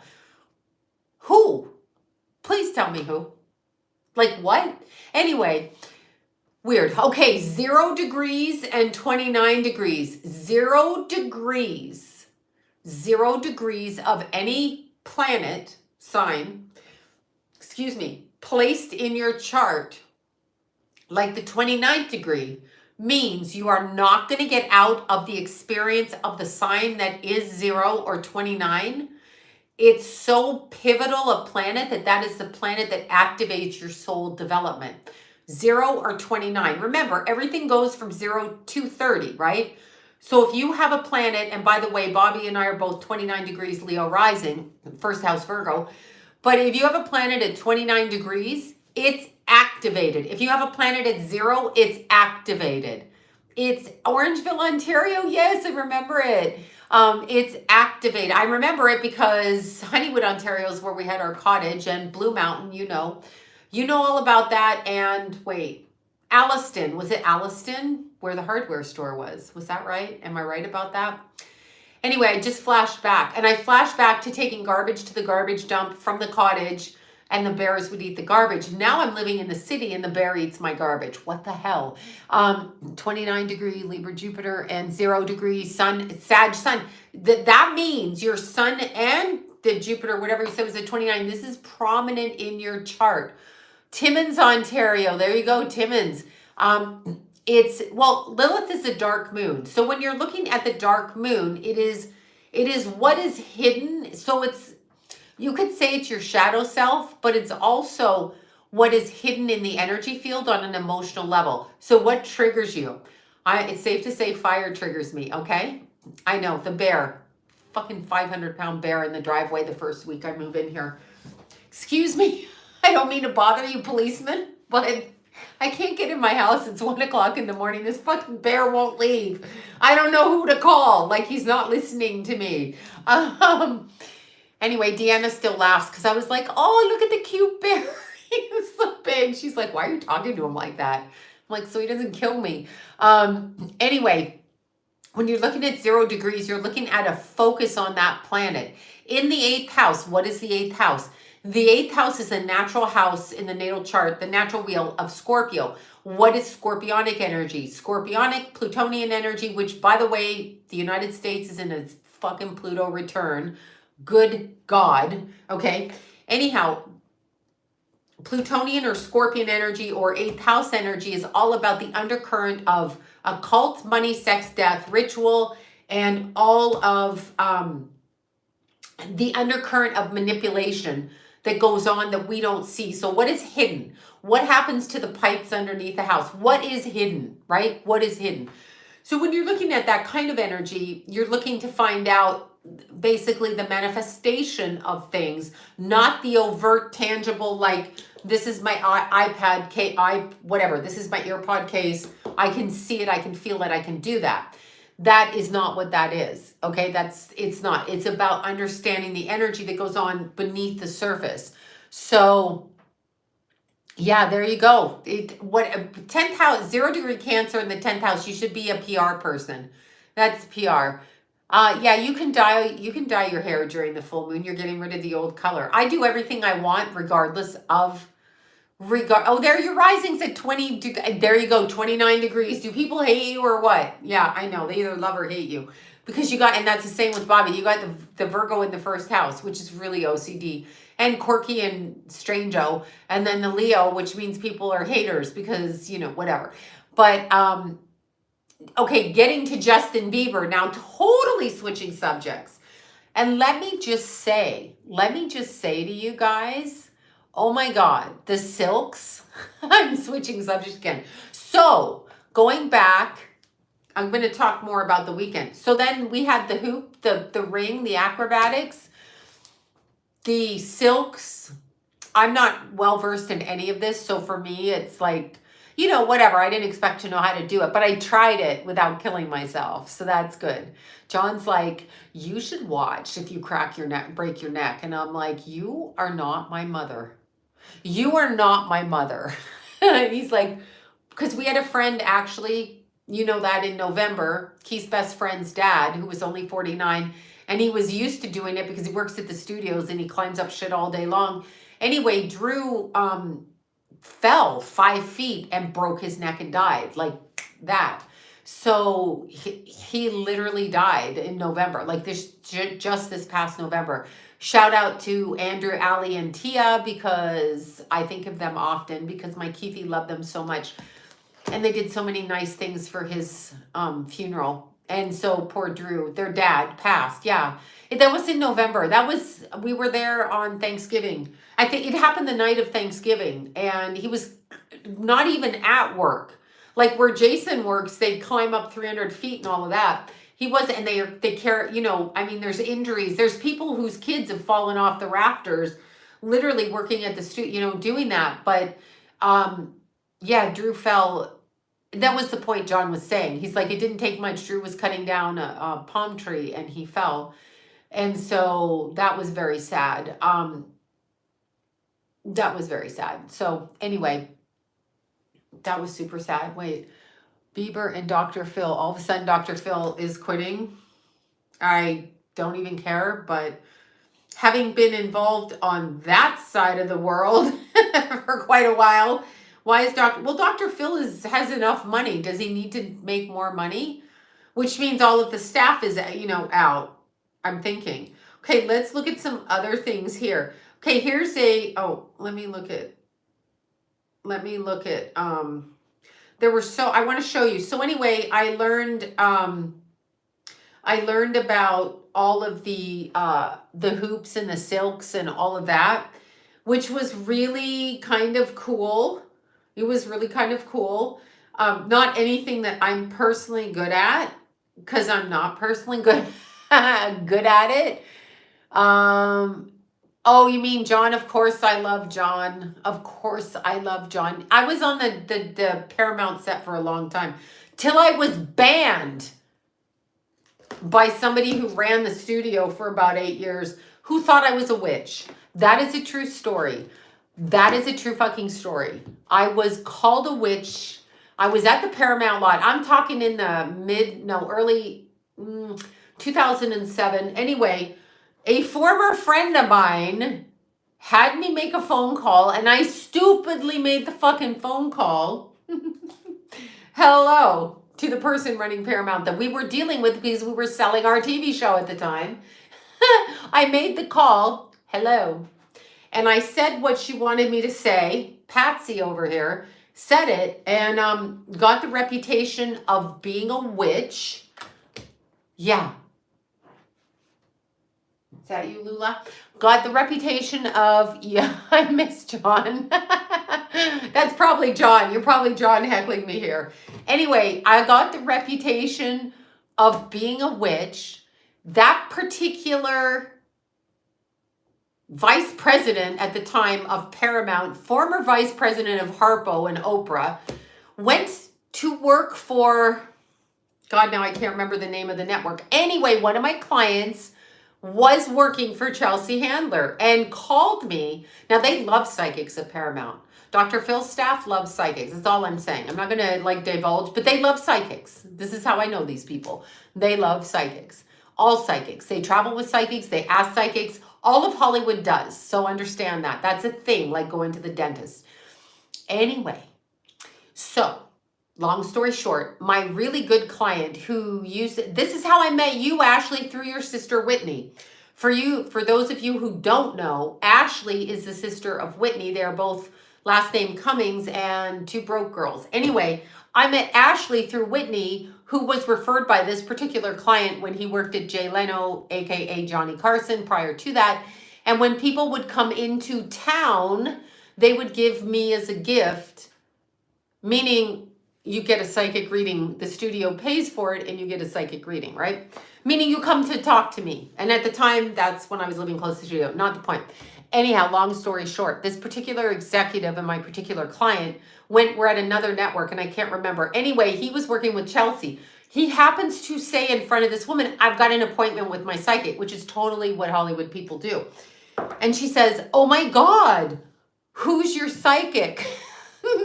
And he's like, isn't Whitney Cummings fake? I don't know what you mean by fake. She's Ashley's sister, so Ashley would know. That's how I met little Ashley. I remember Ashley coming to my house and sitting in my chair. That's how I know my lovely Ashley. Anyway, that's how I first met her, was through her sister, thank God, because she's so lovely. She's gone through so much, Ashley has, and she's come out the other side. She's a complete warrior. She's completely flexible. I will tell you that. She could have done everything we did this weekend. She could have done it all because she does do it in her day-to-day life. Anyway, no, Ashley is so lovely. Ashley is lovely. I love Ashley, and I understand where she comes from because I felt her energy, and so she really is a lovely girl.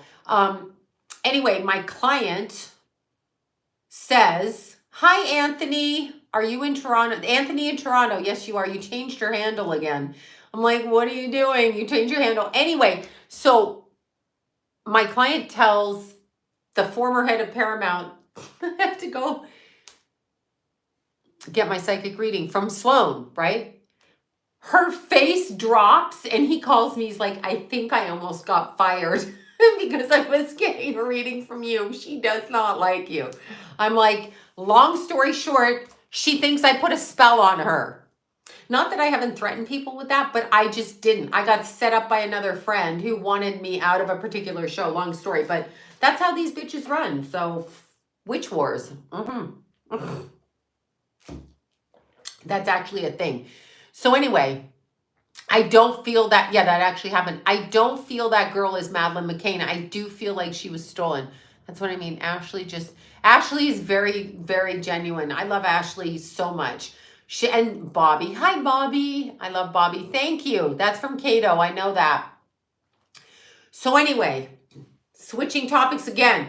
Justin Bieber and Drake. You all know this. Drake is a huge minor attracted person of the male species, okay? Like minor attracted. What does that fucking mean? You're sick in the head if you fucking have sex with children, period. End of conversation.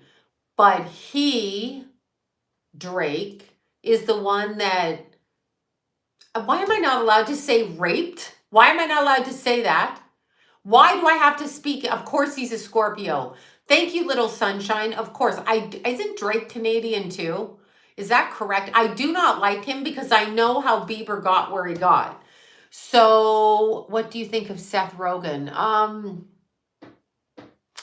All I can tell you about Seth Rogen is when Jason worked with him for whatever comedy skit, he had my Jason take out a big penis onto the stage, like a big fake dick. My Jason had to take that out onto stage. Yes, Drake is from Canada and fuck him. I wonder who tricked him out. I wonder who turned Drake into Drake, because none of these people are getting what they get from their own talent. Bieber had everything to present, but when he started doing that album and with the little kid pictures, I'm not going there with you, Bieber. But anyway, I feel like Bieber's been marked. I feel like that's what all this nonsense is on. Oh, is it P. Diddy? P. Diddy. Is it Usher or Drake? I'm so confused. Okay, whichever one of them. I should use Rumble, but nothing has free speech. And the lawsuit still goes on in Washington, D.C., you all. I'm still being sued by the family member of Tracy Twyman for the radio show I did in 2019, 5 days after she died. I am still being sued by that fucker, even though I didn't mention that fucker's name. I didn't know about him. Usher found him. I think, though, Drake was the one that turned him out. Yeah, okay. Of course they are. Okay, here's the problem. Here's what I want to explain about that. I don't care what you do in this world. I really don't, because I think personally we've all been kidnapped here. So I mean, if you murder, you can't really murder a soul. You can't really do that. However, after Keith died, I do know that I can't hug my son or rub his back or talk to him or have him, you know, in my life the way I had him in my life. So that bothers me. So when someone does die, it is a serious thing while you're still here. It really is. And the same with Jimmy. So, and there they are. Sag. I love my painting Bobby did. That's, you know, I'll tell you something. Keith came to Bobby and made her paint the picture. I did not know Bobby, but I had to call her because she painted such a lovely picture of Keithy off of my Facebook picture of him from the funeral, that it opened the door. And Keith knew that Bobby would get all the information for the lawsuit that to help with his death, because she was a private eye. So Keith found a private eye. Keith actually found a private eye to help settle what happened to him. Do you see? Do you see how spirit works? That's how it works. There's no denying it. So Bobby painted the picture because she needed me to pay attention, and I did. Yeah, I think it's Drake. No, I think Drake, they may be friends, and they may be friends in a sexual way. Here's what I want you to understand. When you are, it is always the sins of the father. It doesn't necessarily have to be the father, but go back 7 generations. Go back to those generations. If some fucktard in your family sells out in the 17th century, and you come through as the new genetic structure of that ancestry, because remember, the spiritual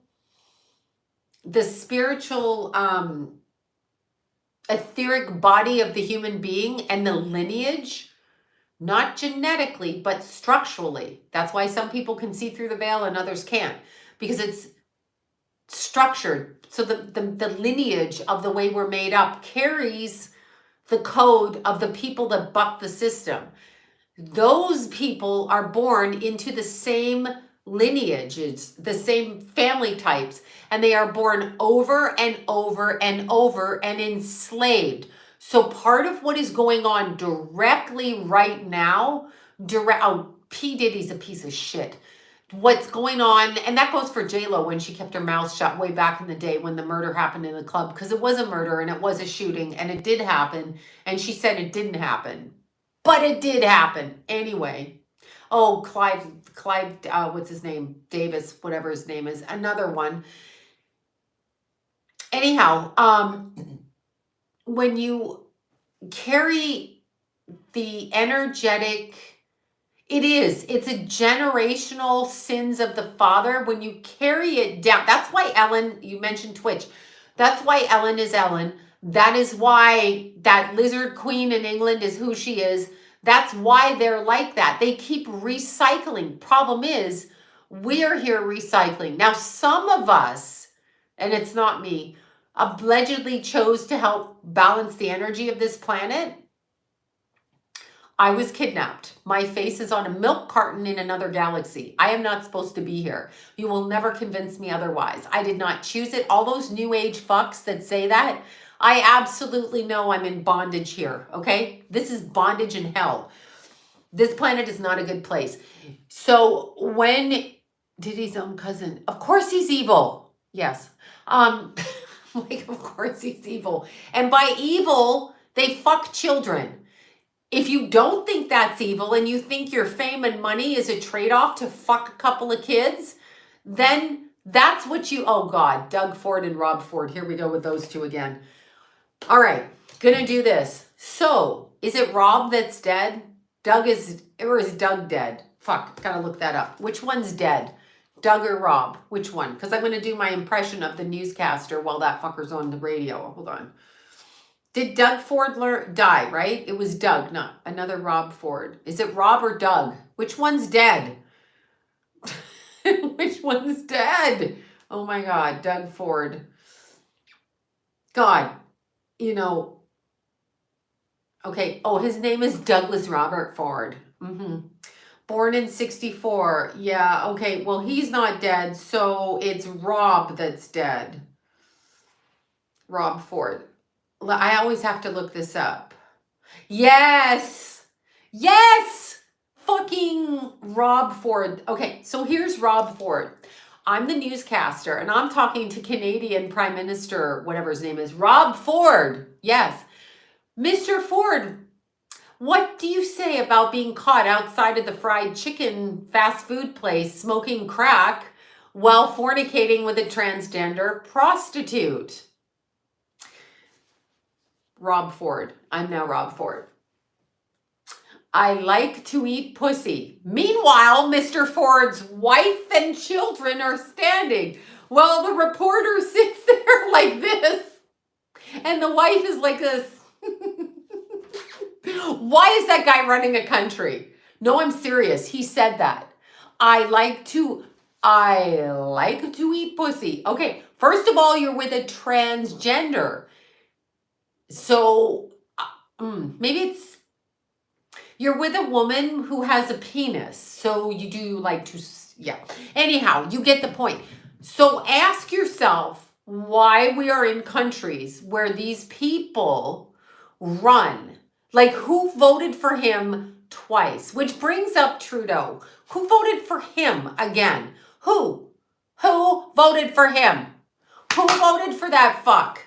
Who voted for that?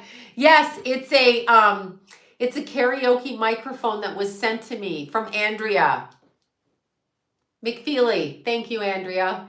You know how I love to do my reporting from my fake newscast here. So anyway, who votes for these people? Who voted for Biden? Who voted for Orange Man Bad? Do you not see they're mocking us? Do you not get this? This is mocking. Either one. Now, Orange Man Bad is a good businessman, but he's also a time traveler, and he's also born into a family that is corrupt.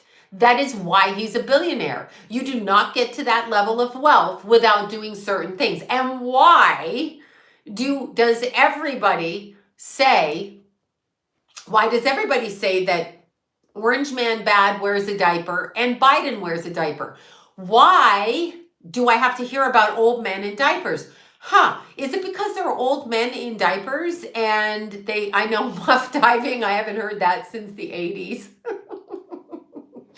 I'm going muff diving, said Rob Ford when he got a man dressed as a woman with a penis, but that's what he said on live TV. Yeah, that guy was running, that was a mayor. He was a mayor, not the prime minister. The mayor of our country. Anyway, so when they talk about the diapers, I want you to understand the sodomy ritual, not sex. You can have any kind of sex you want. I want you to understand orange man bad. That's what they kept saying. I'm just saying it. I don't vote. I will not vote. I will not do anything the government says. I'm for abolishing the government. And do not tell me the freeways would not be built if the government didn't do it. We can fucking figure it out. We don't need old white men or Nancy Pelosi, whatever she is, or her gay ass husband. That was a gay lover's rift, by the way. But anyway, and her $25 pint of ice cream while she's loaded. You know, Nancy Pelosi. I have her pen here still that Carol gave me. Here it is. Nancy Pelosi sucks. Yes, I do. Anyway, ask yourself why they talk about diapers, bathroom functions, and watching that part of the body. Why? Why, you ask? Come on, collectively, why? Because the sodomy ritual that they perform on infants born into these families, infants, not even 1-year-olds, that does not mean they have to stick. This is terrible, but whatever. You can put anything anywhere in a body and it doesn't have to be big. What it is they're opening up the frequencies through the body chakras and they're sticking hooks into the actual astral bodies of these children in order to control them. Break it, traumatize it, crack it. Okay, that's what they're doing. So they use sodomy in order to connect to the crown chakra because it goes right up the back. All right, so it goes right up. As my friend says, why do you think that the gurus or the monks that are gay are so psychic? They're not trying to traumatize. They're adults having sex, so they can do what they want. That's because they've opened that part of the body. There's also energy spores. That's why you have to watch. Yes, of course he was suicided because Miss Pickler decided she wanted to be really, really, really famous. So when you make a deal, you know it in families because the families end up losing a lot of people, AKA Jennifer Hudson. And I'm not sure who did it in our family, but 2 sons dying is too much. I know who did it in our family. There's only one person who married into that, and it ain't me. So we know who did it in this family, and it's evil as shit, okay? It's evil, evil, evil. So they hook into the energy, but what people don't understand is these families have been ritualized repeatedly throughout generations. And what's going on at that time frame, say the 1700s, just make it that. Well, astrology is also the occult. So the occult are hidden practices and they make them mainstream. But have you noticed in porn? I don't watch porn anymore. Damn it. Was my entertainment for a long time. Anyway, I do not watch porn anymore because of the energy and the traffic people. So you don't really know who you're getting and what the intention is that you're watching. Yep, it's been a struggle. But anyway, the sins of the father, absolutely. But what they're watching now in porn is everything is going up the backside. Well, the way that you get the hooks out is by clearing your body and elevating your intention. Understand addiction, sexual, otherwise, any kind of earthbound addiction, food, sex, money, whatever it is. Understand that you can elevate past that by changing your mindset. But bongo's going on, exactly. You can elevate yourself to a different level. And I'm by no way talking about adults who have sex. Adults doing what they do if they're over, actually, technically, they say the brain develops at 25. So if you're older than that and you wanted to shove shit up your ass, do it. If you don't. Do whatever you want to do. But when you're talking about children, I draw the line there, and there's no excuse for you making money. You want money, you're cheating. That's why you're famous, because you want something. Okay? You want something, and in order to keep that level of energy, you have to commit to people around you dying.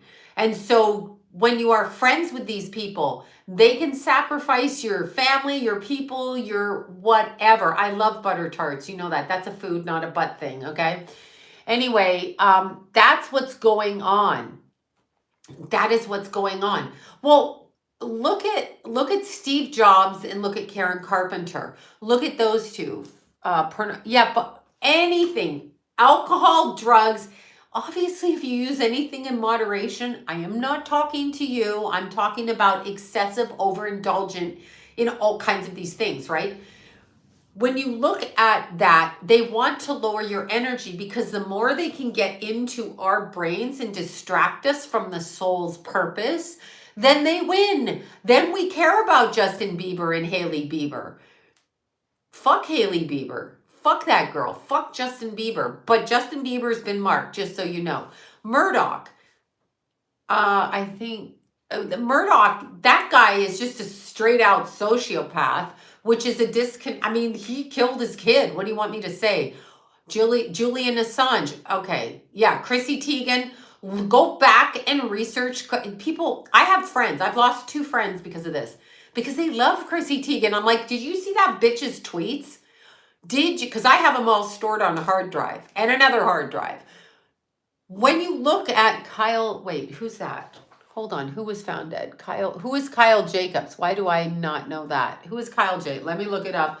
Sometimes I get the names mixed up. But when you look at Chrissy Teigen's tweets, when she's taught, and I quote, watching toddlers in tiaras just gets me in, what is it? That's not a quote actually, in a pedo mood, like it's like porn. I'm sorry. Toddlers and tiaras, and you're calling it porn, Miss Teigen? You fucking bitch. What the hell? And people are like, oh no, it's Chrissy Teigen. She's famous. She's whatever she is. So, and then she did that whole miscarriage thing publicly to distract from what she did. That's what they do. It's just a game of shells. Yeah, not a coconut tree, the palm tree. Palm tree. I said coconut, I meant palm tree. Remember, Bobby, I told you about that? Yeah, you remember because I talk to Bobby all the time because I love my Bobby. Okay, Kyle Jacobs is a songwriter. I don't even know what he wrote. Oh, he died in February. I don't know who he is. Okay. Oh, he's married to Kelly Pickler. Thank you. Just say Kelly Pickler's husband. Thank you. I don't care about those people on American Idol. You know, if you're not blood related. Yes, they can do it. I'm telling you, when you choose to associate with and listen to this. It's a game on earth because when you actually see what happens after, this is what's going on. The spiritual war that's going on right now is because we've already won, meaning they can't hide behind our energy. When they talk about narcissists wearing a mask, they're really talking about energetic beings in the non-human sense and human sense that hide behind other people. Remember, they project the energy outward. So you're really seeing what these people look like. You're really seeing what they look like. You're seeing it. So understand the war has been won. And because that war has been won, all right, they don't want us to leave. So they trick us. You can't sell a soul. You don't fucking own it. None of us really know where we came from. We all speak it. But do we know? Because I can't remember. They took my memory when I got kidnapped here. Because I'm a kidnapping. I was trafficked to this planet. Period. But we don't have the memory. So we don't really know. We don't really know. So if we don't really know, how can you sell out? You can't sell out. You don't own it to sell it. That's like me selling my neighbor's home. I don't own it to sell it, right? So you can't really sell out. So what is going on? What is happening? You see? So it's all trickery. It's all trickery.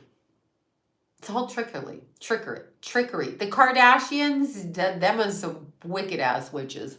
But their mom rich, I can't even see that. Yeah, I don't even oh, clones. Are you kidding? Kanye's a clone. Um isn't Biden a clone? I mean, can he speak? Why is that guy how come we're not getting bombed right now? Like if I was in another country, I'm sorry, I'd come over here and invade because that guy can't walk up the stairs. I mean, he looks okay. He doesn't have like a woman's ass like Trump did. Trump looked like a big fat troll, like Trump had a woman's figure. Like that was one big fat ass. Not that I looked at it, but every time he walked up a plane with that suit and his fatty body, oh God. Mm-mm. Mm-mm. And who's the vice president? What is that woman ever saying? I don't know. Yeah, no, the first cloning center started in Canada, Clonaid. So that started in the 80s, if not the 50s. And understand all of these people with their military connections. Children born into families in the military are often sideswiped in order to be experimented on by the government. This is all government shit. They have that lawsuit going on in Canada right now. Tiny Hands, I can't. Tiny Dancer, and I go right there to Tiny Dancer and Elton John. I can't. Because now that I know a tiny dancer is a man with a tiny dick, I'm traumatized. Or Tiny Dancer in my hand, like, okay, I can't. Anyway, I just can't. I'm right there singing Elton John songs. So anyway, there's McDonald's. Yeah, well, you know what McDonald's is. Yeah. Not going to lie, when I went out to the retreat, which, by the way, back to that topic, when I went out to the retreat, okay, the aerial stuff was fucking incredible. It's fucking incredible. I'm going to show you my new little friend, Brittany Lynn. I'm going to show you this. She's probably going to be like, take me off your podcast. Just take me the fuck off and do not mention. Don't mention me. She's going to say that. I'm pretty sure she's going to say, don't fucking mention me. But anyway, okay, when you look up here, I want you to see what these little girls, and they are so incredibly, I mean, it's just incredible. Look at this. This was Wednesday Addams in the little photo shoot. Look at this. Look at this incredible. I'm so impressed. And you know what really impresses me? And I'm going to say this. Why I love that picture so much, this picture. Why I love this picture so much with her, that's her in the front right here. Why I love it so much. I'm going to tell you, as an older woman, like as an older fucking woman, what I want to tell you. Yeah, witch eyes are very true. Bobby knows this. Oh my God, she was so like amazing. They're amazing. All of these women, there was maybe 3 of us that were like stupid on the stuff. She's so amazing. I'm going to tell you 2 things. As a former stripper, meaning I wish I know where the fucking invasion of the UFOs to take me back to my home planet, for the love of God. As a former stripper, I was taught to, play to men. What do men want? Men want big boobs. Men want me to be sexy. This is why I shave my hair. Fuck you and men, all right? Like, fuck off with that. Men like long hair. Why are you shaving it? I'm shaving it, bitch, because men like long hair and I like short hair. That's why I'm shaving it. Anyhow, I was always taught to, play to what is sexy. That was my identity. If I had to lose my breasts, I might curl up and die, because this is the part of my body I like, and they're not even mine. I bought them. So having said that, when you look at somebody who's so young, so flexible, very attractive, intelligent, and chooses to present herself in the way that she feels comfortable, that's a strong woman. So I applaud strong women for this. Thanks, Bobby, for that. I applaud strong women. I applaud. There you go. Pixie Dusted. I love your name, Pixie Dusted. I identify as a motherfucking pixie, all right? So those are my pronouns. Yeah, when I see young women who don't have to show off, but have all of that. I love that. I forgot to stand in the boob line too. Yeah. Well, no, one of the girls, you know what? One of the girls at the retreat, I actually undressed in the parking lot because the little change room places were, there was a porta potty there, but I got to say it wasn't too bad, right? So it wasn't too bad a porta potty. It was pretty clean. So proving that women can keep shit clean, okay? But anyway, I was changing behind my car trunk because who cares? So one of the young girls who was incredibly flexible, incredibly beautiful, and I believe she is a stripper. I might be wrong about that, but she's like, I walked by her. She was changing her top, so there was no top on. And she goes, I'm sorry, I have tiny boobs or something, she said. I just looked at her. I said, my God, you're gorgeous. I can see it as an adult, middle grandma woman. I can see it. We are fucked by society telling us how we look. We are fucked. You know what I'm saying? Like this gorgeous young woman was standing there changing and apologizing because she had small boobs. She had long legs and she was beautiful. And I'm like, you're athletic and beautiful. Like are you kidding? Men just care that they get laid. I'm here to tell you that. That's all they fucking care about is they get laid. So much. Yeah, I know. In Mexico, a lot of plastic surgery. Hi, Nola girl. How are you? Where did the UFOs come from? Portals. UFOs come through portals. UFOs come through portals. Okay. So when I was a kid and I used to see the earwig men, the only way I can describe them, and they used to surround me. I couldn't figure out where they came from. I know I love my Keithy. I do miss my son terribly. I could feel him this weekend. I'm sure he was just looking at me like, well, he's probably looking at all the women going, yeah, these women are cool. And that's my mom. When I pierced my nose, he was like, what do you think? You're 14? And I'm like, yeah, I do, Keithy. He was so funny. And then I pierced it again, and then I pierced it again 3 times. And he's like, okay, teenager. Anyway, it was just really interesting. But when the aliens come through, you will see a portal open. It's like timeline jumping, switching every so often. There's like a portal that switches. And you can see it. There's certain energy. There's certain things. Like I was telling you with Sedona, the Sedona is gorgeous. But the energy captures the people that go there. The people that go there for healing, their energy is recycled down and up. So that's why people have a hard time leaving there. That's why people are drawn there. Ashley, oh my God, I love you so much. I was telling them how I met you, Ashley, through your sister, Whitney. Through the booker for Jay Leno or Johnny Carson, whenever, I think it was Leno at the time, but your sister was on Leno. And I went to her house or where she was staying in Hollywood. You know where I'm talking about. And then she booked me for you. And that's how I met you. You remember? It's like 10 years ago now, right? I'm sure you do. Let's see. Do you think? I feel UFOs. I saw aliens as a child. This was part of the reason my family sent me to the shrink. But absolutely, I'm still live. Here I am. I'm live. Are you asking if I'm live? Because I think I'm fucking live.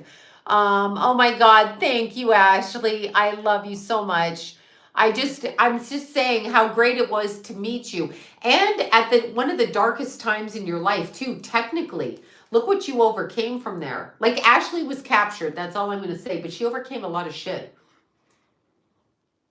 A lot of shit. Oh, that's what I was going to talk about. Karen Carpenter, and I'm all over the place. Because you know how I get. Karen Carpenter and what's his name with Apple? Now I just forgot his name. The guy that died, that created Apple. What's his name? Him. The reason those two lost so much weight, when you have a voice in your head, you have to know whether it's your voice, Steve Jobs, thank you, or another voice. Now, we know Bill Gates did not create Microsoft. He's too much of a dumbass, a dumb fucking ass, the way that he talks. So where did he get that information from? Where did Bill Gates get it from? Steve Jobs got his information also from whom? Right. So the concept of such is in order to move the planetary, I guess, area in a certain way. When Steve Jobs started eating only fruit and shutting his body down, that's an energy that is like really a crazy energy. So the energy of the entity got into Steve Jobs, Karen Carpenter. They are starving themselves to kill the soul, but you can't kill it. Earthbound entities don't understand that. They don't acknowledge. They operate from down here, where soul beings or the essence of the soul operates differently. Different timelines. You can switch, and when you jump in and out, Mark Zuckerberg's a fucking clone. I mean, look at him. He's a dumb fuck too. None of these people that we're lied to. When you listen to them talk in person, they are stupid. They are dumb. Julia Roberts. This is Julia Roberts. Oh my God. Dr. Fauci, thank you for talking to me. Yeah, I'm going to get my jab. Shut up, you stupid bitch. You got the jab like I'm a basketball player. Shut the fuck up. These people have to be stopped. Don't ever let anyone tell you what to put in your body. Ever. The government has no business telling you or anybody what to put into your body. Julia Roberts is a pig for supporting Dr. Fauci, who is not Italian, but in fact a descendant of Hitler. He does the experiments. Do I need to bring up the Beagles again? Do I need to bring up the Beagles? Do I need to do that? What kind of fucking asshole picks a dog because it's a docile, kind dog? I miss my Blackberry. Me too. Mine got stolen off a gas station thing. It is my body, my choice. It's so funny. They want you to have the choice to have an abortion. Why do I have to put a needle in my arm with a substance that you can't tell me what it does? Oh, by the way, the substance causes heart problems in men. Why are they trying to kill the men? Huh. Oh, right. They don't want us procreating. But see, we're not procreating because they're trying to block us from procreating. They're trying to kill us every chance we get. I will never take what a government official tells me. I will not vote. I did not earn the right to vote because they select the government. I just can't. I knew this as a child. I can't. 5 cats. Your cats are cute. Yeah, it causes the arrhythmias in the heart. Karen Carpenter could have been. I haven't looked into her energy. It's eugenics for sure. But why? I'm just fucking curious. So this planet is set up so shitty. And I have friends that are, my friend Stacy, Detective Stacy, homicide detective Stacy in Los Angeles, who came to me the second Keith died, because she knew Keith and me. She did not do what the government said, and she worked for that entity. So she absolutely could have got fired, but they're not going to fire you. And if they do fire you, okay, get another job. I'm not, just because somebody says, here, eat dog shit to keep your job, I'm not eating dog shit, nor am I fucking the boss. I either work or I do what you tell me to do because I'm a slave and I don't really have the freedom to work. So if I have the freedom to work, I'm only doing my job. I'm not sucking your dick to keep a job. I'm not doing shit. I will do the job, which is why I work for myself. I've been through the other phases of it, but I won't, I know. I can't stand Fauci. Where is this bitch? That's right. He's in government trials right now. I will only do my job. I'm not required to do more than my job. Period. I do my job. Fuck you and fuck everybody. No, And until people fight back, because they're coming at us again in Los Angeles. So they're coming at us. The Grammys is a joke, okay? The Stars on Hollywood is a joke. The Stars. Oh my God, you're a fucking star. You're a fucking star. These stupid ass people sell out, okay? They sell out. And what they do, they've been transgendering people for fucking years.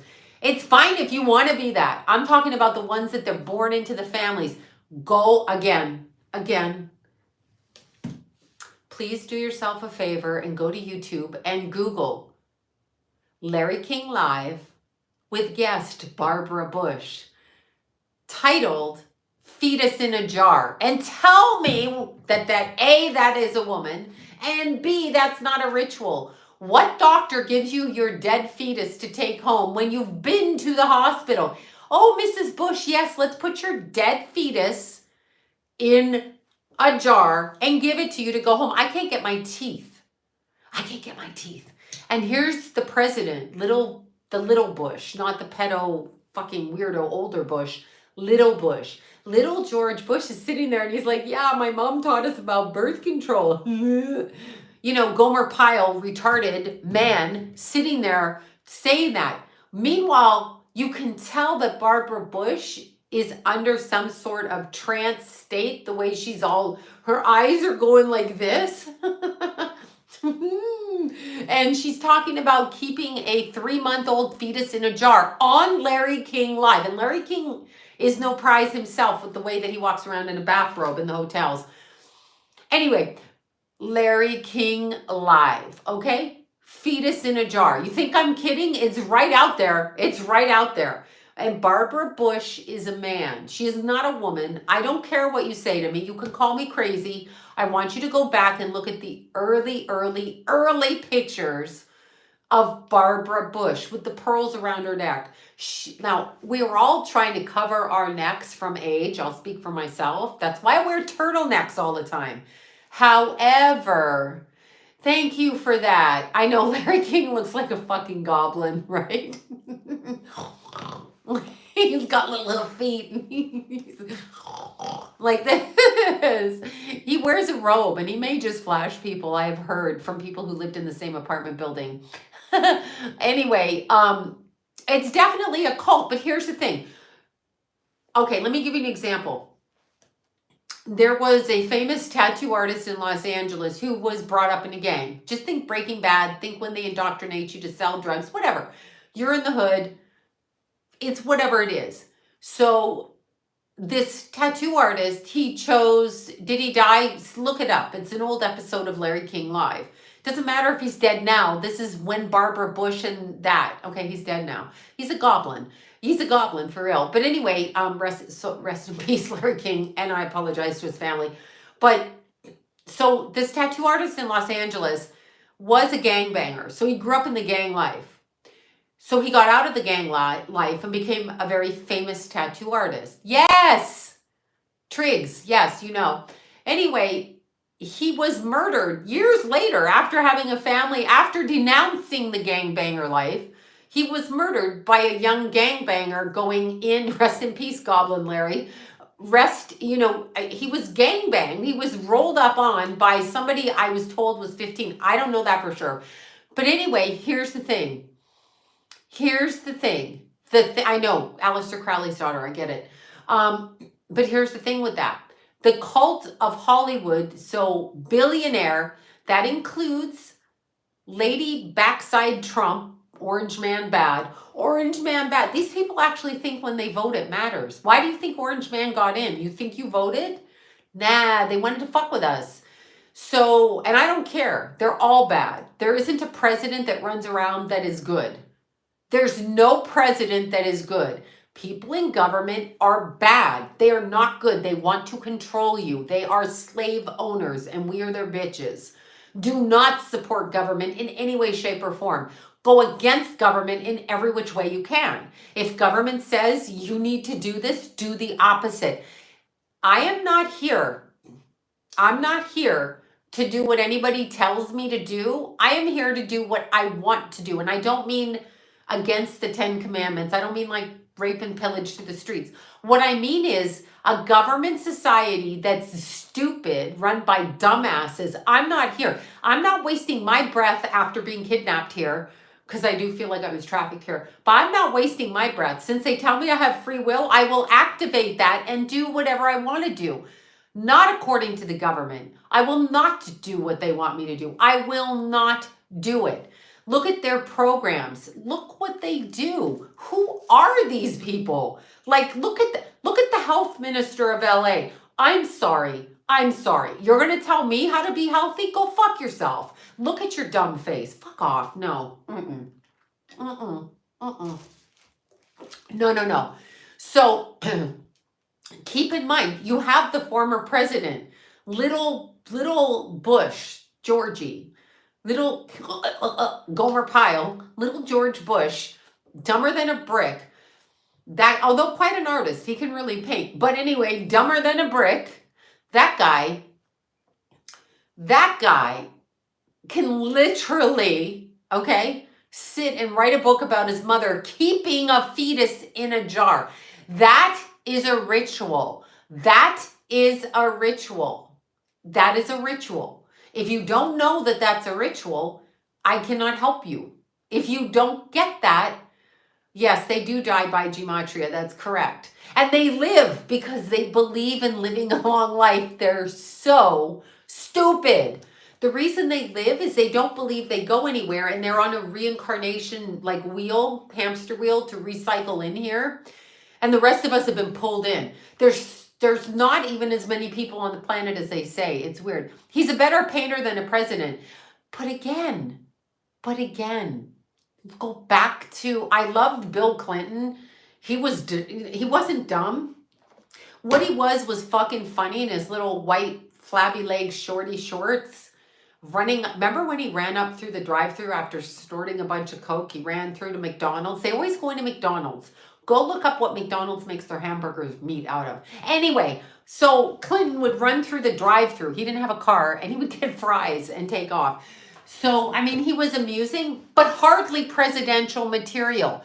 If you go back to 1991, I want to say, and I know they're all doing that. You go back to 1991, of course they're all gay. They have to do the sodomy ritual. And once a man's backside is screwed, they become gay because that feels good to them. But they also have to do their rituals. That's what they do. This is part of their gang banging club. Look at okay, Los Angeles gangsters, Bloods, Crips, whoever. There's a certain protocol they follow. They do stuff in order to get initiated into the gang. It's usually a murder. That's what they do. So anybody who's been a gang probably has committed a murder. To get in to being a billionaire and running for president, it's not any kind of fucking contest. They are put up there depending on how much blackmail they have and what they can do. Hillary is a lesbian. Can you not tell by her wardrobe? No offense. Why does she not have a stylist? I'm just asking. Some boots and a colorful top with some jewelry would get rid of what we look at, but I guess she doesn't care. So good for her. Anyhow, they are selected into power. And and she does have cankles, they are selected into power. So your vote, I am convinced your vote does not count. There's no way it counts. It does not count. It cannot count. We have clowns in office. We have buffoons. First of all, we got Trump. He's like, I fast-tracked the vaccine. The only reason you fast-tracked it is because you had to get it into our systems before Reagan's non-suing policy, the Vaccines Act that Reagan overturned in 84, I think. 84, I can't remember. But anyway, what Reagan turned over back then, you literally, he had to get, in 2024, we're allowed to sue vaccine companies for the vaccine damage that they do. We are allowed to do that. And Tom Sizemore died. Yes. Okay. Rest in peace, and I'm sad for his family. But Tom Sizemore died. Okay. You know my story on him and his vagina pictures. Anyway, yes, everything's overturned. Everything is overturned. For these people, even Opie, even Ron Howard, they are not getting into power and amassing that kind of money without doing what they're told and joining the club. So consider them the Bloods and the Crips. The Bloods and the Crips. Consider them that. Henry Winkler is still alive, unfortunately. I have my opinions on him and Heather O'Rourke. I can never say it. Heather Poltergeist, Heather. But they are still, and they do inversion at birth. So why do all the celebrities have the transgenders? They do the inversions at birth. They do inversions. This is part of their club. It's like headhunters. They do what they do in their culture. This is their belief system. This is what they do. They have a belief. Tom Sizemore was fucking abusive. I told you about my friend whose name I'm not mentioning, who did the movie, got injured on the movie, and had to sit through breakfast looking at vagina shots. Yeah. So, why do you think these celebrities go out there and try to talk you in to doing what they do? Do you think I give a shit what you say I should do? Who the fuck are you? Do you live inside my skin? Get out of, don't go on TV. When you watch TV, they tell you what to think. They tell you what to do. They tell you, oh my God, she's a celebrity. Who died and left them boss? Why? Because they have money? Because they suck dick? Because they're Brad Pitt? Because why? Why? Why are they any better than anyone else? The question is, why are they better? They are not. They're not better. I know, Rick James. Rick James, okay, I told you about my Rick James party when I was 19, you know. Yes, she's a very funky girl. Yeah, that, right. Anyway, I ended up in New York at a party, but that's another story. Rick James had a sex slave at the end. He was also smoking crack.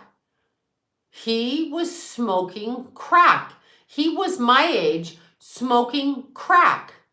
Why? I'm peaceful. Why? Please find peace. I found peace. I'm discussing. Don't you love it? They're like, I'm going to ask you to please find peace. Yeah, good. You stop. I haven't watched TV literally. I know cocaine's a hell of a drug, isn't it? It misfires the pathways to your brain. Anyway, I am peaceful. This is what I do for a living, so I'm doing it. Yes, Heidi Fleiss's dad was our pediatrician. He taught me how to breastfeed. He did not raise Heidi. Heidi was raised by a stepfather. However, he did hide her money when Keithy was born. And as Keithy's pediatrician, he was banned from the hospital when Keith went into breathing distress after I gave birth at home. You know that whole story. So I had to get a lawyer to undo all of that. Anyway, Fleiss couldn't come into the hospital, but he had another set of family. He did not recommend circumcising when I had my boys. He did not allow my kids. Yes, Heidi Fleiss's dad was he was the go-to pediatrician in Hollywood. So I did natural home births. I did all of that. So I had a pediatrician who would do the birth certificate, and you know, my midwife, that's who she recommended. So I went down that route. Anyway, his first kids, I think Betty White, come on. You think anybody wants it? I can't. I can't. Anyway, yeah. So Tom Sizemore. Wendy Williams. Now, Wendy Williams, they're trying to do a complete fucking takedown on. Her husband, they sent her husband in literally, okay? Sent her husband in to distract her, and she fucking, who the fuck is Tom Sizemore? Look up Tom Sizemore, Band of Brothers with Tom Hanks. Oh, Mr. Hanks, Hanky Hanks. Yeah, exactly. Who calls out Tom Hanks? Isaac Cappy. Who goes and works with Isaac Cappy? Tracy Twyman. Who's getting sued by Tracy Twyman's family member? I am. Tom Hanks, both those two are dead, and Hanks alluded to it. What do you want me to say? Oh yeah, where's Hanks right now? He's in Greece. Yeah, where you can fuck children. Yeah, so is Clooney. Uh-huh. Yeah. It's so good to go to a place where pedophilia is not illegal. I don't know what Wendy Williams is. I just don't know what to say. I don't know what to say. I do not know what to say. I just can't shut up, and I will not. Wait, Love's Club. Yes, most of them are on the down low. Most of them fuck men or women. It goes both ways. Look at Amber Heard. Oh my God. Bobby and I were texting back and forth through that whole trial. Look at Amber Heard. Did you see the pictures where she was the goddess? Like she just sat up on the throne with her snatch out there for everybody to go up and service her. That's what they did. You didn't see those pictures? Go look at those pictures. She's a high ranker in Hollywood, so she's one of them and they have to go in. So did Amber lie? Does Amber lie? Am I wearing a pink jacket? Yes. Understand though, oh my God, Army Hammer. Where's Army Hammer? Is he arrested? I don't know what anyone wants me to say about Mr. Armand Hammer. He wants to eat people. Why is that a thing? Why is that a thing? And he's out with it. Like he's trying to eat his dates and wife and whatever. Why is that a fucking thing? Yes, Raquel Welch did die last week. Yeah. Anyway, is Depp innocent? I can't comment on this anymore. I'm just going to say they put Amber and Johnny together. Johnny seems like the abused husband in this case. Is he innocent? I don't know. Innocent maybe in reference to her. Yeah, I don't know what to say. But anyway, Amber and Johnny are shoved down our face, so we focus on them instead of what we're supposed to be doing because we're in the middle of a fucking war right now and no one's paying attention. So I know what they are. They're definitely demonic, and it's fine. If you want to let entities into your body to do what you want to do, then go do it. But don't come crying to me every time that you let something in your body and you want me to clear it, or you want another psychic like Deanna to clear it. Don't come crying to moi because I'm not going to clear it for you because you're going to bring it back up. Oh, I want more money, so let me pray to this. And it comes right into you. Hello, common sense people. Don't be crying to me because I'm busy. Also, for the people on my TikTok asking me to do readings, I only open my calendar a little bit at a time because I really don't want to work that hard. So you will have to check back until I catch up. Do not yell at me. Do not do that. To the woman who wrote on my Facebook that I canceled her reading and didn't pay her, understand. Your reading was pending when it was canceled, meaning the money never went out of your account. If you think the money went out of your account, call your bank and have the money refunded. But they can't do that because it doesn't show the transaction. If it shows the transaction, show me from your bank. Otherwise, fuck off. Okay. So there's that. Anyway, this bitch is writing. I post a cute picture of myself and she's like, I'm going to ruin that picture. And I am going to post that she stole my money. No, I don't want your money. I don't care about your money. Yeah, no. I know, no one sees anything. It's fucking hilarious. Anyway, you don't know who you're dealing with. They run amongst us. Everybody runs. Look at the animal world. We don't know what we're dealing with. You go out in the mountains, you don't know what you're dealing with. I know the microphone is fantastic. It's now here. I may go live out my window for the neighbors. You know, the neighbors think I'm crazy already, right? I may go fucking crazy and open my windows. Do you like Valerie Bertinelli? I mean, she did marry Eddie Van Halen. I have a story about that in the strip clubs in 1980. After she just married him and they came to Toronto. And his behavior was outrageous with a friend of mine in the bathroom at the strip club. I walked in. I went, whoa. He went back to the hotel. There was Loverboy on one floor and then Van Halen on the next. That's all I'm saying. 84, 85. back in the day. And he was drinking back then. So that is no excuse. That is no excuse. Yeah. Celine Dion was given. Yeah. Well, Celine Dion was sold to her. I can't bring the microphone out. Okay. Yes, they killed the Playboy bunnies. Look at poor Anna. I mean, you know that whole thing. I knew Anna. She was a client of mine. And I knew her through Sandy, who did her hair, was on the TV show. Sandy Sereno, who was Anna's hairstylist. And I remember Sandy coming to me. And I met Sandy through Jody. I know y'all don't know who Jody is. But Jody... Oh, Jody was so fantastic. Anyway, Sandy was with Jody and I met them. And so I read Jody, then I met Sandy. And then Sandy was with Anna. So then because Anna liked women. So that's how I met Anna. But anyhow, Sandy came to me. She and Anna had a falling out approximately 2 years before Anna died. And she wouldn't talk to her. She called me. They used to call me from Miami and say, you want to come party? And I'm like... I'm asleep in Los Angeles. Like, I don't even know what to say to that, but thank you. Glad you find me cute. Anyhow, of course, he was murdered, to answer your question. Yes, he was. Anyway, Sandy had a falling out with Anna, and happy birthday there, Alicia. I can hardly see. I should wear glasses, but I'm in denial.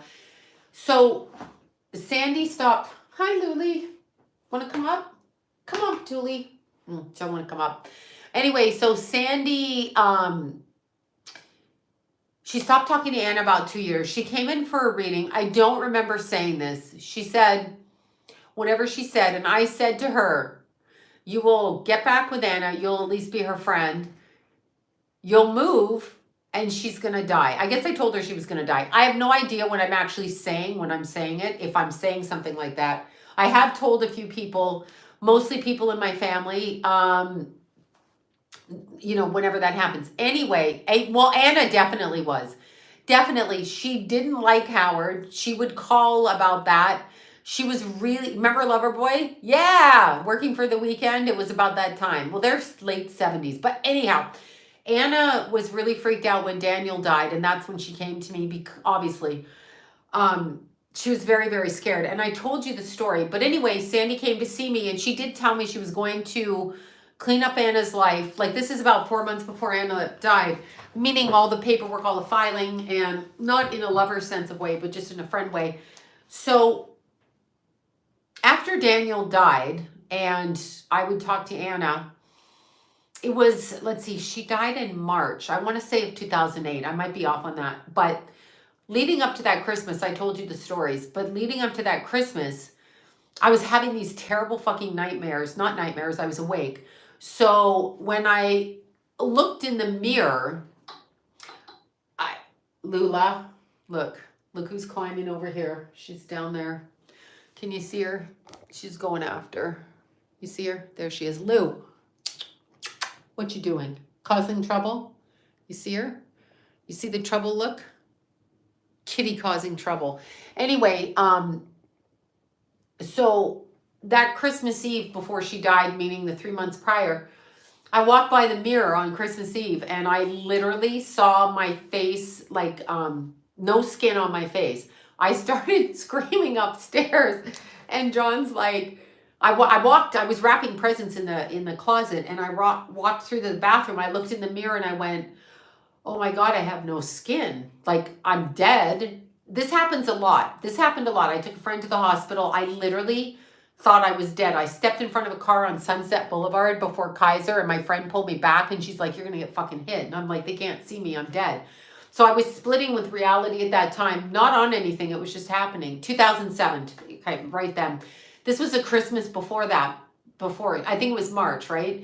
But anyway, so John came upstairs. He's like, what's wrong? He took the camera out. I have my camera here. I have cameras to take pictures because sometimes I can't see my body or feel it. This was happening. So he took all kinds of pictures of me. And it had been going on for a few months that I thought my legs were infected and that they were swollen like an elephant legs.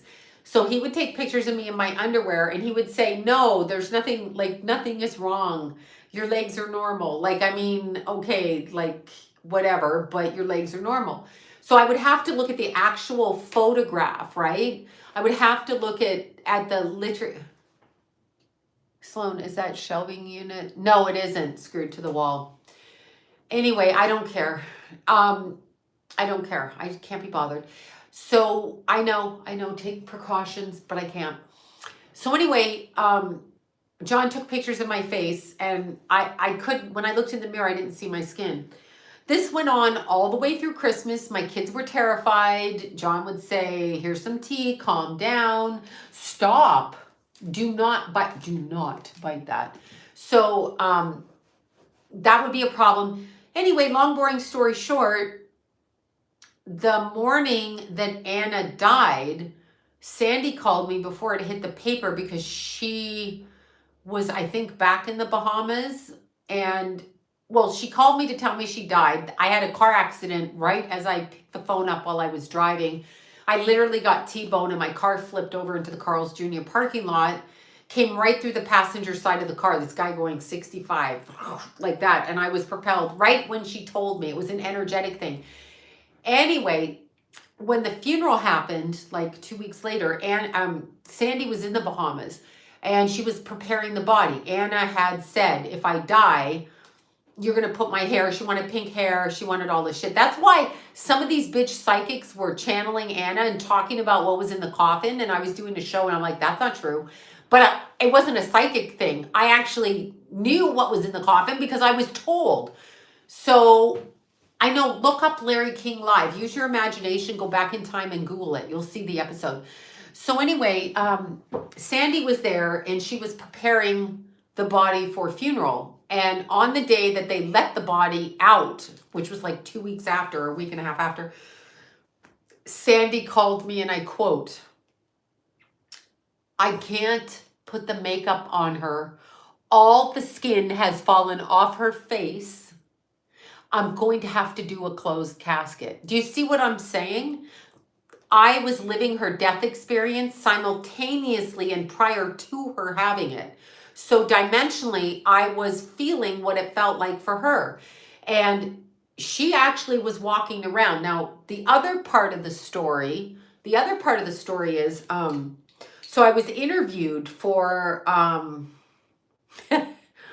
my God, now I forget it. One of the shows, Extra, or it wasn't that. It was with Jim Moray, whatever one that show is. You know Jim Moray? Anyway, I know Jim. He's been to my house. But him and his cameraman came to the house. We did an episode on Anna Nicole after she died because she was haunting our house for a good month after she died. Even Keith knew she was haunting our house because she literally, knock it off, Tallulah. She's eating my fur. Look at what she's eating. Stop. Look what she's eating, y'all. She's eating my camera noise thing. My squirrel on my camera. She's eating it. Anyhow, she cannot do that. She knows better. But anyhow, so when they came in the house, the cameraman actually got up and ran out of my house because he saw Anna there. Anna was shutting doors. So Keith and Jason were climbing up onto the roof and opening the door because she would go upstairs and slam, slam, slam. She slammed all the doors in the top of the house repeatedly over and over and over and over and over again for an entire month. And Keith said, what does she want? Even Keithy saw her. Keithy was just little. And when he went to his basketball game, he literally would see her. Like, he's like, I know. You need to stop. You can play in here if you want. Go in there. Play. Be good. Anyhow, that's actually what was happening. So Jason and Keith would climb up on the roof because we didn't have the keys to open the bedroom door. We would all, me, John, Jason, and Keith, all sitting downstairs. Slam, slam, slam. Fucking Anna. So Jason would go out, climb up on the roof, and come through the window to open the doors. Tracy Twyman wasn't suicided. Shut up. I'm gonna say it again. Here. No, we're doing this. We're going really close. Yes, she was. Stop saying that. Yes, she was. That is what I picked up. I'm entitled to my opinion.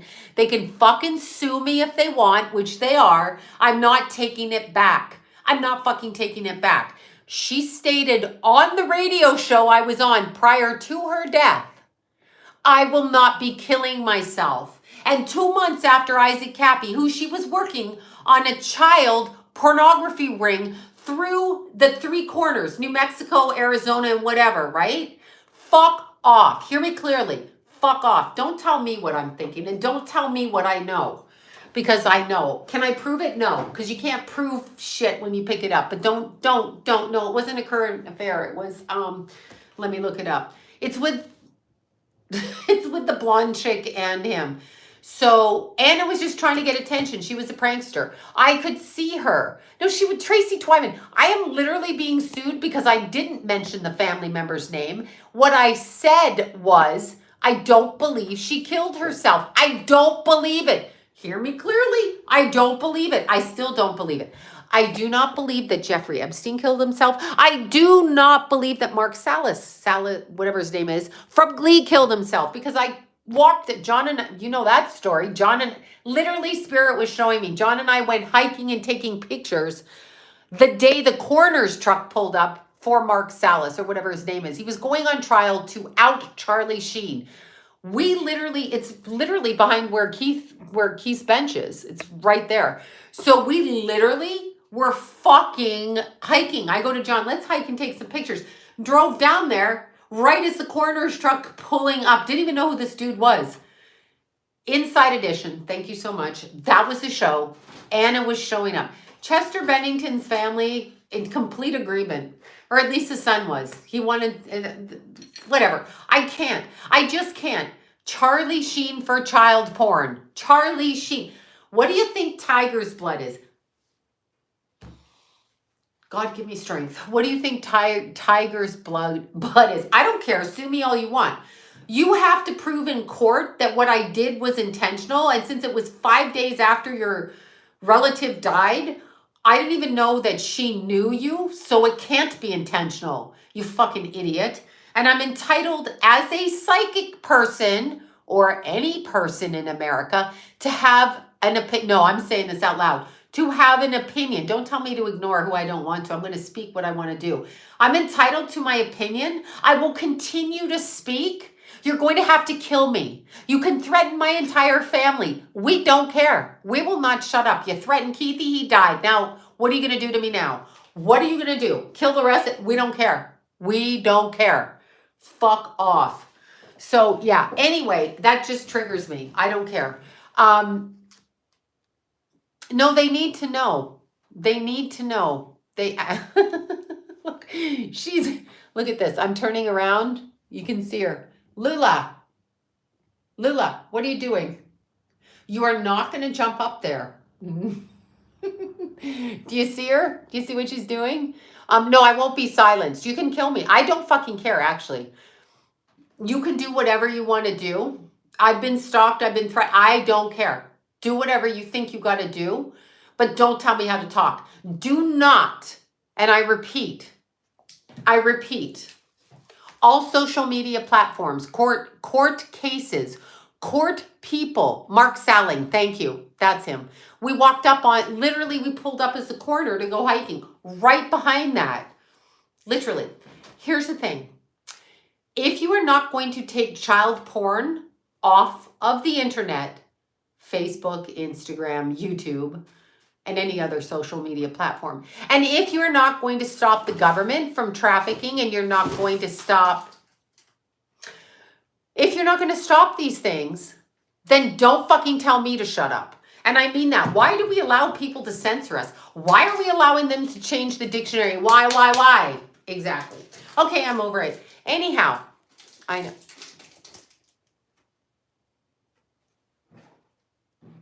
What you doing? What you doing? You. Look. What you doing? She's causing trouble. She's like, my mom is making a fuss. My mic drop. Well, no, it's true. Anytime I do not want to be told, I was told literally literally been told, Tracy Twine. Okay, first of all, Isaac Cappy outed Tom Hanks, Spielberg, all of them. Okay, he literally outed them. Do you know you cannot find Isaac's content anywhere on the internet anymore? He was working with Miss Twyman, who, by the way, is a public figure and a published author. I'm not going to the neighbor and saying your wife, your husband, your child didn't off themselves. Miss Twyman was a regular on every occult metaphysical thing, working with the ritual abuse, satanic abuse of children through ritualistic murder. And she had a list of trafficking rings she got from Isaac Cappy. This is not me making up shit. This was shit she was doing. So exactly. Resistance to, wait, what's your, I don't even know what you're talking about that. So obviously when she goes on the brackets and jackets, where can you find it? You can't find it anymore. I don't think Anna had an Aries, was she? I don't think she was Aries rising. I want to say she was Libra rising, actually. I know she was on the show. So me speaking about public figures is not against, Phoenix Enigma. Fuck that guy. Him and his fucking pack of cult witches. Fuck him too. Yeah, he came after me for a while in the summer. He did those 4-hour videos on me. The mockery. Bobby remembers that. You know, I'm entitled. They're not going to bully me. You won't bully me. They try. You're not going to bully me. I've experienced the death of my son. What are you going to do? Kill someone else? I already know what that's like. We're all going to die. So whatever. You can threaten me. You can threaten whatever you want. You can do whatever you want. I do not care. They did kill Isaac Cappy. That to me was scopolamine. That was scopolamine. My birthday's tomorrow. Oh, thank you, Misty Meow, Meow, Mew. Happy birthday, honey. Happy birthday, Pisces season. Lots of Pisces. Yes, I'm not even going to mention that guy's name, but yes, that's Miss Twyman. Whatever she did, she was a public figure in this realm, in this field. And by the way, I was not well versed with her at the time that she passed. I was, however, well versed with Ground Zero, the radio show that I was on, that we're all being sued because somebody got their little panties in a wad about saying something. By the way, since when is it illegal to say that you don't think somebody did something? I'm entitled to my opinion. I am entitled to it. If you want to sue me, yes, I'm still being sued from it. Go ahead, do whatever you got to do. You have to prove that I did it on purpose, and I did not. I said what I feel. It is not fact. I did not get facts. I felt it. That's what psychics do. And we're considered crazy, so why are you listening to me anyway? Yeah, Ground Zero with Clyde. Yeah, fantastic. But the point is, Miss Twyman was a regular on the show and a co-host where she spoke about her stuff and told people she wasn't going to off herself. Oh, Jennifer, is it your birthday? When is your birthday, Jen? I'm assuming it's now Pisces. Happy birthday. So Anna did move on. It took her several months of our time, but she did move on. Yes, Isaac's, well, here's what's so interesting. So the people that were targeting me last year when we came back from Arizona to see where Isaac died and to actually see the campground where Tracy was, not where she died, where she said she got beat up, which was all by the Grand Canyon, by all of that. Anyway, we went to, there you go with the be careful. Don't tell me to be careful for the love of fucking God. Don't tell me that. Here's what you're saying. Don't threaten me with that shit. It's an inverted threat. Don't do it. You don't need to tell me to be careful. I didn't eat the fire. I can be careful and think for myself, but thank you so much. Anyway, yes, Art Bell. Didn't Art Bell die too? Off of that. I already told you off. Sorry. Anyway, yeah, sure you are. Anyway, they're always threatening you with like, be careful. What if something happens to you? That's a threat. Don't say that. Anyhow, I didn't slander anybody. I just said what I felt. Right. And Art died. Yeah. Coast to coast. Been on it a lot of times. Anyway, long story short, when we came back from Arizona, I was threatened by a pack of hyenas. I mean, public witches and cult members and people online. Anyway, one of the people threatening me, the person you mentioned in the post prior up there, and he said he wasn't threatening me, but he actually was threatening me. Of course, he's not going to say it. I mean, if you do a 4-hour video mocking somebody, and he kept calling me horseface. Anyway, I'm like, I was most offended by that. But anyhow, his female co-host was the last one with Isaac Cappy. His female co-host. Now, when I looked at the bridge, and I'm going to say this, when I looked at the bridge where Isaac fell off, we went there. First of all, yes, exactly. God is, thank you for that. There's thou shall be free. Exactly. I haven't been to the post office box in a week, but thank you. Yes. Yes. Anyhow, of course it's a frivolous lawsuit. I beat 4 of the cases on my own without a lawyer. I'm pro se. It pisses me off. I'm pro se. Yeah, absolutely. And it's just dumb. I'll show up in court. What I basically said is just shut the fuck up and I'll see you on the court day. I'll answer your questions. I didn't do what you said I did. Prove it in court. I want a jury. If you want a jury, I want a jury. If you want to do it, you're going to have to do it. You're going to have to prove I did something. So go for it. Anyway, 4 lawsuits this year. I don't care. Long story short, the girlfriend of said person you mentioned up prior apparently or allegedly was the last one with Isaac Cappy, and also wrote articles about Miss Twyman and her being one of the last ones around Miss Twyman, talking about something different. It's on a form, so I don't know if that's conjecture or what. Oh my God, Jen, you turned 50. I'm so excited. On the 12th. Happy birthday, Jen. Happy birthday. Oh my God, so cool. 50's great. You're going to get power you didn't even know. But anyhow,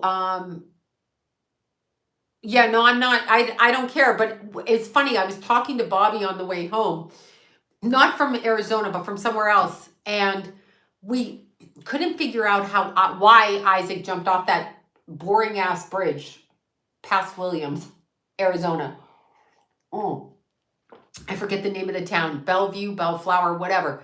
Anyhow, because it's a non bridge. It's like you're right by the Grand Canyon. Why don't you go run off the side of that? That's what I couldn't understand. Like, if you're really going to off yourself, I think jumping off the Grand Canyon might be a, fantastic way to do it. Anyway, what happened is we were looking at the videos of him. And so Bobby and I are talking to him on the way home. And suddenly I keep hearing scopolamine. Scopolamine. It was an overpass. It wasn't no one's offing themselves on that. Scopolamine. And I'm like, I go to Bobby, what the fuck is scopolamine? Devil's breath, an herb. Guess who sells the herb? The person who was threatening me, who was the last one seen with Isaac Cappy. Guess who sells that herb? Why do the police not pay attention to this shit? Why? Why? Devil's breath. Yes, scopolamine is the pharmaceutical name for it. Devil's breath is an herb. You can have devil's breath in your house. Scopolamine. They blow it in your face. Hypnotic. There you go. Yeah. That's what happened to Cappy. I have no idea who that is, honey. Yes, Pam and I are both Canadians. Yes, we are both Canadians. I don't think she's adopted, though. They're at the yeah, I don't know that they're at the donut shop, but it's a hypnotic, right? Who drew you to that bridge? Isaac. I went for Tracy and Isaac, John and I. We wanted to see. Well, John came with me. He's just my drive. No, I drove. He just came with me. We wanted to actually film the bridge and see if we could pick up what was there. Oh, I told you Anne didn't do. I told you. Heather, her podcast friend, asked Anne if she asked me. Heather usually will come to my house for readings, so she asked, can she bring Anne? For some reason, I didn't want to read Anne. It was about 6 months prior to her death. It was after Keith, and I just didn't want to deal with that. And I told you, Anne did not, she wasn't on anything. I told you. She was offed. They off you. You take the deal, they off you. They off you. They off you. That's what happened. Scopolamine during child. Oh, yeah. You need that during childbirth. Okay. Said no one ever. Yeah, that's what they do. That's why she was afraid. She was running away from, which I said from day one. I said that. I said it. And then, of course, TMZ was there because who's going to listen to the story? TMZ. Hi, I'm TMZ. It must be true. You heard it from us. Actually, you know who's really true? The Inquirer was always very true. So, yeah. Okay. I got to go, you guys. I got to feed the baby, meaning Tallulah. She's going to be pissed. All right, y'all. Thank you for tuning in to my nonsense tonight. I will talk to y'all soon.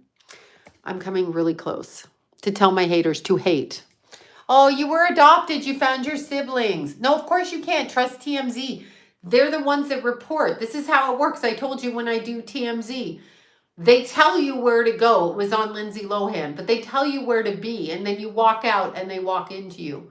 And then they're like, Sloan Bello, what do you think of Lindsay Lohan? That's what I was talking about. She slapped a psychic in a nightclub. That's why I was on.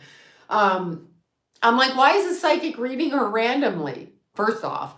I'm like, why? So yeah, they know when they're going to be on TMZ. They know. Bye from the UK. Bye, you guys. Okay, I'm over my rant. Now I'm going to full moon. Oh yeah, hold on. Full moon tips. Full moon in Virgo tomorrow. Let me tell you what time. You guys probably... I'm going to have to look it up because I haven't been paying attention. But full moon in Virgo tomorrow. So if you have late degree Virgo planets, where they're placed, Pisces, Virgo, Gemini, or Sag, you will be affected by this full moon. 2 are in a squaring aspect, 1 in an opposition. So please pay attention to where the Virgo is in your chart, okay? Pay attention. Oops, sorry. What time, and it's the supermoon too. What time is the supermoon? What's the date? March 7th, right? March 7th. Do you know the 9th is my wedding anniversary? This would be year 36-ish. 35. Whatever, I'm not married anymore.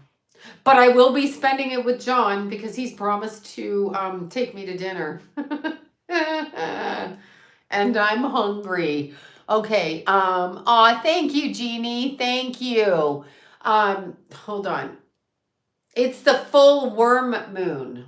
So remember, I want to see, I think we have the full moon in Virgo and we have Saturn going into Pisces, y'all. Saturn is going, 36. Happy birthday. Saturn is going into Pisces. That is my second Saturn return. I cannot take another Saturn return. Anyway, so we have, what time is the full moon? I don't know. Anyway, it's tomorrow. I can't even read this but the full moon is in Virgo. So if you have Virgo placements or Gemini, it's opposition. If you have Sag or Pisces, but remember, Pisces, get serious in your life. Why? Why, you ask? Because Saturn is going into fucking Pisces. And when it goes into Pisces, it turns restrictive. I'm sure you're right. I can't find any of my books to check what time because I literally just walked in. So it's a full worm moon. Yeah. So when you're looking at Saturn and Pisces, I mean, you know, all us Generation Xers have that. So you're going to know about that for sure. Filet mignon and lobster. So anyway, that's it. The full moon is a time of release. You can charge your crystals outside. Remember, if you're charging your crystals, if you want to release a negative, is it the negative today? Oh, I'm sorry. Your son died when Keithy died, 2 years, right around. I'm so sorry for that. I literally can't hear when people's children dies. It devastates me. I can't stand it. And there's so many of us on here. So many of you helped me with Keith's passing. So many. I know, Rachel, I'm so sorry. It's you don't get over it. You don't get better. You don't see things. Yes, you can charge your obsidian. You don't, Rachel, you know this. Every day I talk to Keith. I wake up in the middle of the night and I talk to Keith. I wake up in the middle of the night. I talk to Keith. I hike. I talk to Keith. I do everything. I talk to Keith. I just can't believe my son is dead, and neither can you believe yours is dead. And neither can Jackie, and Carmen's daughter's still missing some 11 years later, 10 years. So it's just something. When you ask about, somebody asked earlier before I close out about the men in black, those are government sent astral entities that travel on the astral level. So the dimension between Earth and when we cross out is the astral level, where earthbound souls, tricksters, and cartoon characters, it's where you go when you smoke weed. Anyway, when you get out of body, the government, the men in black, you guys remember this, whoever was there, but Jimmy showed himself to me about a month before Keith died. Remember I said, I was on live doing this. Thank God I do everything on live. But I said, oh, Jimmy's here. I wonder who he's coming to get. And then that night when I went to the bathroom, I saw the black man with the hat. You know, the man that has the big sombrero hat. It's not a sombrero, it's a big hat. Government agent. They send them out. They remote view, so you could be seeing, the shadow people can be remote viewers from the government. They do that. They do that. They do that. Yeah, they do that. That's what happens. Yeah, they target bloodlines, genes, that's what they do. But yeah, you remember when I said it, I was alive when I said it. And anytime, like I see, thank you for that. There's so many of us on here that lost children. I tell them to go away. There's nothing you can do about it. They exist. If you saw how many dead people walk around in between, I know, Baphomet agenda, it's the beast system. If you saw how many fucking dead people walk around people, yes, Jeannie, I believe in the reincarnation track. Yes, dogs go to heaven. I've been trapped here. When asshole New Agers say to me, especially at this point from the information, there are things we learn from certain situations. I'm going to say it again. What is anybody learning from a baby that is raped? What is that child learning? They are not learning. That is not the way the world is supposed to be. They've hijacked this timeline. Keith, you know, and I know, because I told you guys this, before Keith died, when I gave birth to Keith, when I gave birth to Jason, I saw Lila. When I gave birth to Keith, I saw him at age 42, not 24, 42. He died at 24. He jumped timelines. What did I say out of my mouth?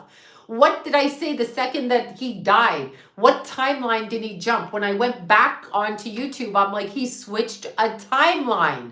His timeline was switched. They're switching them on us. So, no, this is a prison planet. We are definitely hijacked here. We are hijacked here. It is a horrible place. It is just fucking horrible. There's moments of fun. But I saw Keith as a 42-year-old man in an Asian country, because he was 6'4", towering over Asian people. But here's the caveat. Keith was designing a clothing line and going to Thailand. Do you hear me? To fight. He wanted to fight. He was starting to do his MMA fighting. He was starting to do that, wanted to do shorts and design them exactly what I saw him as a businessman. This is before I pushed him out. This is what I saw. With Jason, I saw Jason handing John Lila when he was about 19. Look who's living with Lila and Jason. John. I'm not. John is. Like, this is your granddaughter, and he handed her to him. I'm not in the house. I left. Yeah, yes, the man in the hat, yes, the black hat. I said it online. I said it, you know. Sloan, go to Thailand when Keithy would be 40. 42 was the age I saw. I should do that. I saw him at 42, but he died at 24. They flipped it. They flipped his life in half. I saw very clear vision. Jason's vision came through. Very clear vision. And then it was blocked to me as I was pushing them out. So for me, when I use the pain, I can get out of my body. I can get right behind myself. And I saw it. With Keith, I couldn't get out of my body, but I was thrown right into like movie screen like this. I saw him. So is he in another dimension doing that? Or did something else happen? Do you see what I'm saying? Yes, but 42. Yes, it's backwards, but they tighten the timeline. That's what's going on right now. Anyway, yeah. So that's it. You just sent me on another tirade. Anyway, yes, take your crystals outside. I have heard, yeah, well, the light, who's the god of light? Lucifer. So if you want to go on to the reincarnation trap, go into the light. When I had my near death, my guide was right there. I was going with him. I didn't have to go into any light. He was literally 5 feet from me, 5 feet, inches from me. So honestly, Tallulah, really? Is that what we're doing? Yes, it is. So with your crystals, last thing I'm saying, with your crystals, go outside. If you don't want to put them outside, like in the moonlight, whatever the energy, because you have to clean everything but amethyst and selenite. Selenite does not, you can charge your crystals on selenite, but the moonlight does it. Also, because it's Virgo full moon, it's very fastidious and clean. You can bury your crystals in the dirt. You can bury them in the dirt. You can sage them. I like to give mine a little bath. We go into a different dimension. We go into a different, we keep elevating. We go where we belong. It's dimensional. This is the thing. When I'm talking to people, and the word is talking, but when I pick up on the energy of people who've passed, they are not dead. To quote, and I haven't read the Bible, but when they say not to talk to the dead, I will remind you, being dead is the absence of God. So when you are soulless or vampires or whatever, you are dead. If you are in connection with the Christ consciousness, the soul still belongs, you are not dead. So when your children die, your parents die, your grandparents, whoever, your friends, you transition into another dimension. My understanding, and it's only my understanding, is you go kind of into different levels where you have different experiences in different lifetimes. This is a prison planet. I assume I've been hijacked and I'm in a chain gang over here. Oh, you've been reading the Bible. That's great. Yeah, I have never read it, but I can't stay focused. You know how it is. Wait, is the pilgrim the presence of death? The presence of death. When Jimmy died, I didn't see anything. The voices just told me when I got pregnant with Keith that his brother would die. So for me, it was a voice. It's always a voice. I get Tourette's. The day I got knocked up with Keith, which was March 17th, I guess it would be 1994 because Keith was born December 95. But anyway, it was St. Patrick's Day. So I got pregnant with Keith on St. Patrick's Day. I went to a bar where John was with his friends, drinking, clairaudience, correct, drinking green beer, playing pool and shit.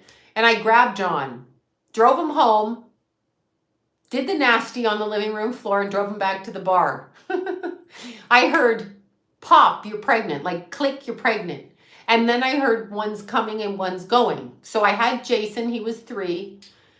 Keithy was in the belly. I mean, he wasn't. It took me 3 weeks to test, but I knew I was pregnant. And then there was Jimmy. And so I knew it was going to be Jimmy.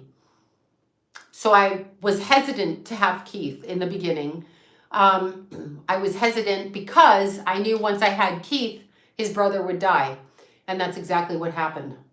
And I was told by Halloween, and it was October 9th that Jimmy died. It was actually probably the 8th at night or early in the morning at the 9th, but it was 6 a.m. we got the call.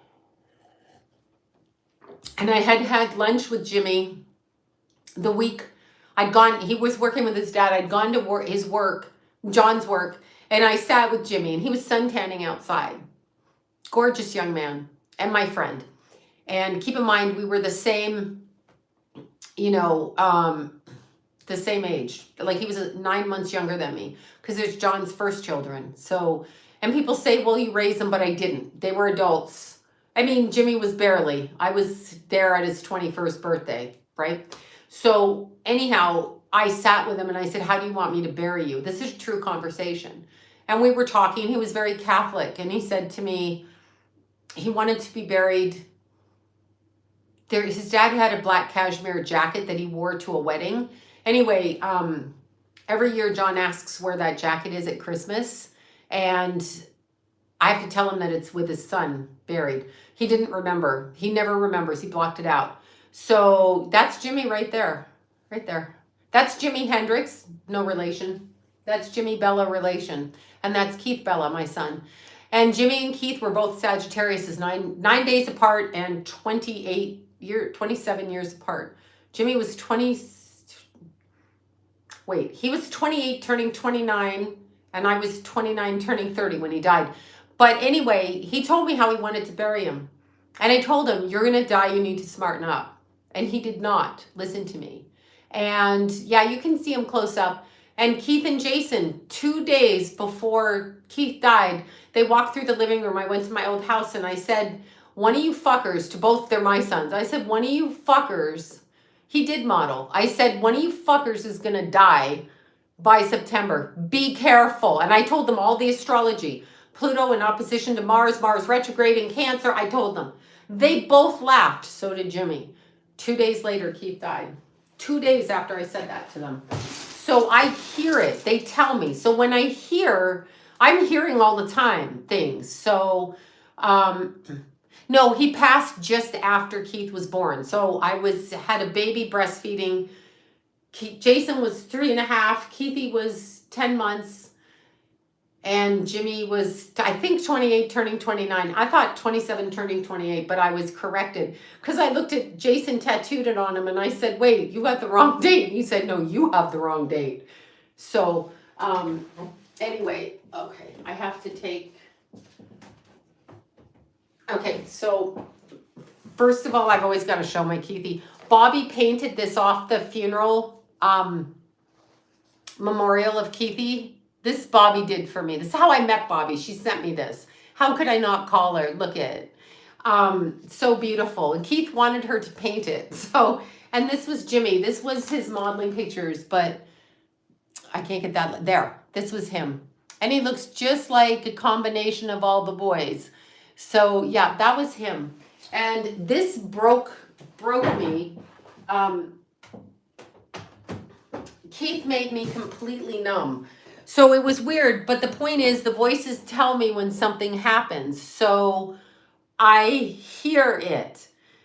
I hear it, I hear it constantly. That's a clairsentience, and they will tell me when shit happens. But they didn't tell me which one of my sons. So I didn't know. So I warned them both and cussed them both out. They both had motorcycles. So it was that. Anyway, yeah, he was 6'4", and he would pretend he was 6 feet tall. Why, I don't know. But anyway, yeah. And so that was interesting. Anyway, that's what happened there. So I'm just letting y'all know that. What the hell is that back there? I'm seeing something weird. I'm seeing something pop up. It's so weird. Anyhow, that is the story. So I will go. I am going. Anybody's... Yeah, Bobby painted Lucille Ball's granddaughter. She started with somebody, I think somebody before me. There was Keith, and then Lucille Ball's granddaughter. But this was off of the. I still remember doing the flyer. I don't know what you call it. The flyer, right? The flyer. You only hear one voice. Yeah. Well, whatever voice I hear, they tell me. I hear it. I don't know whose voice it is. They just tell me shit. I hear it.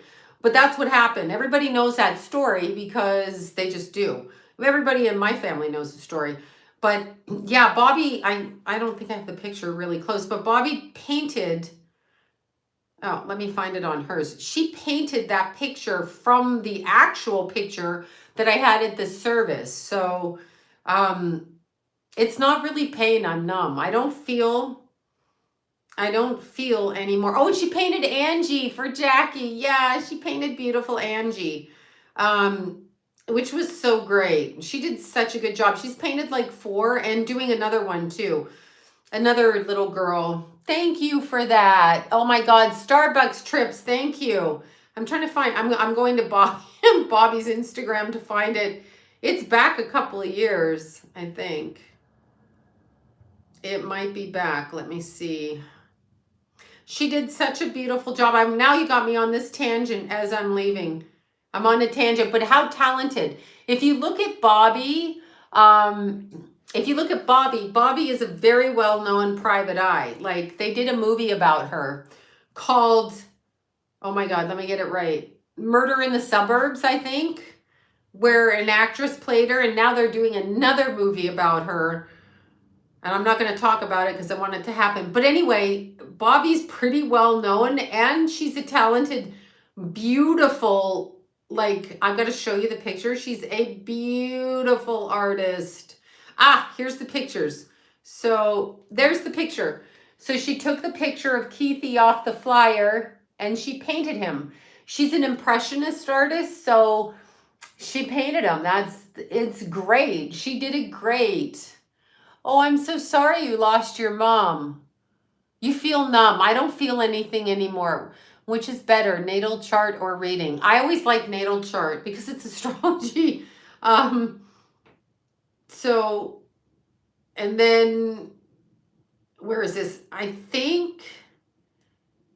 don't know who this is, but anyway, Bobby's paintings are absolutely incredible. So Keith asked her to paint that. So that is how I met Bobby. See, Spirit will get through to you because that took her a long time to do, and Spirit will come through to you. Keithy lit up her light. I have the actual picture. That was a picture off of Keith's Instagram that he took himself in the park. But Spirit will find a way to communicate with you. And I might add, and I think her name is Catherine. Catherine, who emailed me, told me how upset Keith was his bed was in the backyard. That came from a random person that I do not know in person that Keith contacted, who emailed me to give me the message. So there are messages. You hear? You see? So that's, yeah, Keithy had my little face. Keithy and I were little twinsies. Don't tell Jason I look like him or he looks like me. He don't want to hear it. He doesn't want to hear it. He's like, I do not. I look like my dad, which he does look like his dad, actually. So did Keithy. Anyway, you guys, now that I rambled on even more, I will stop. It's a full moon. Yeah, they put his bed in the backyard when they moved it. I guess it broke while they were moving all the shit in, but they didn't tell me. But she kept texting me and I kept saying to John, where is Keith's bed? Oh, it's in his room.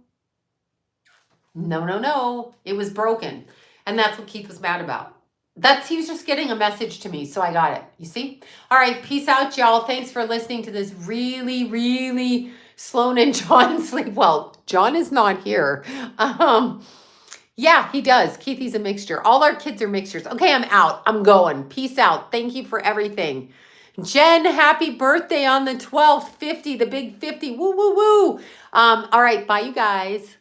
Peace out.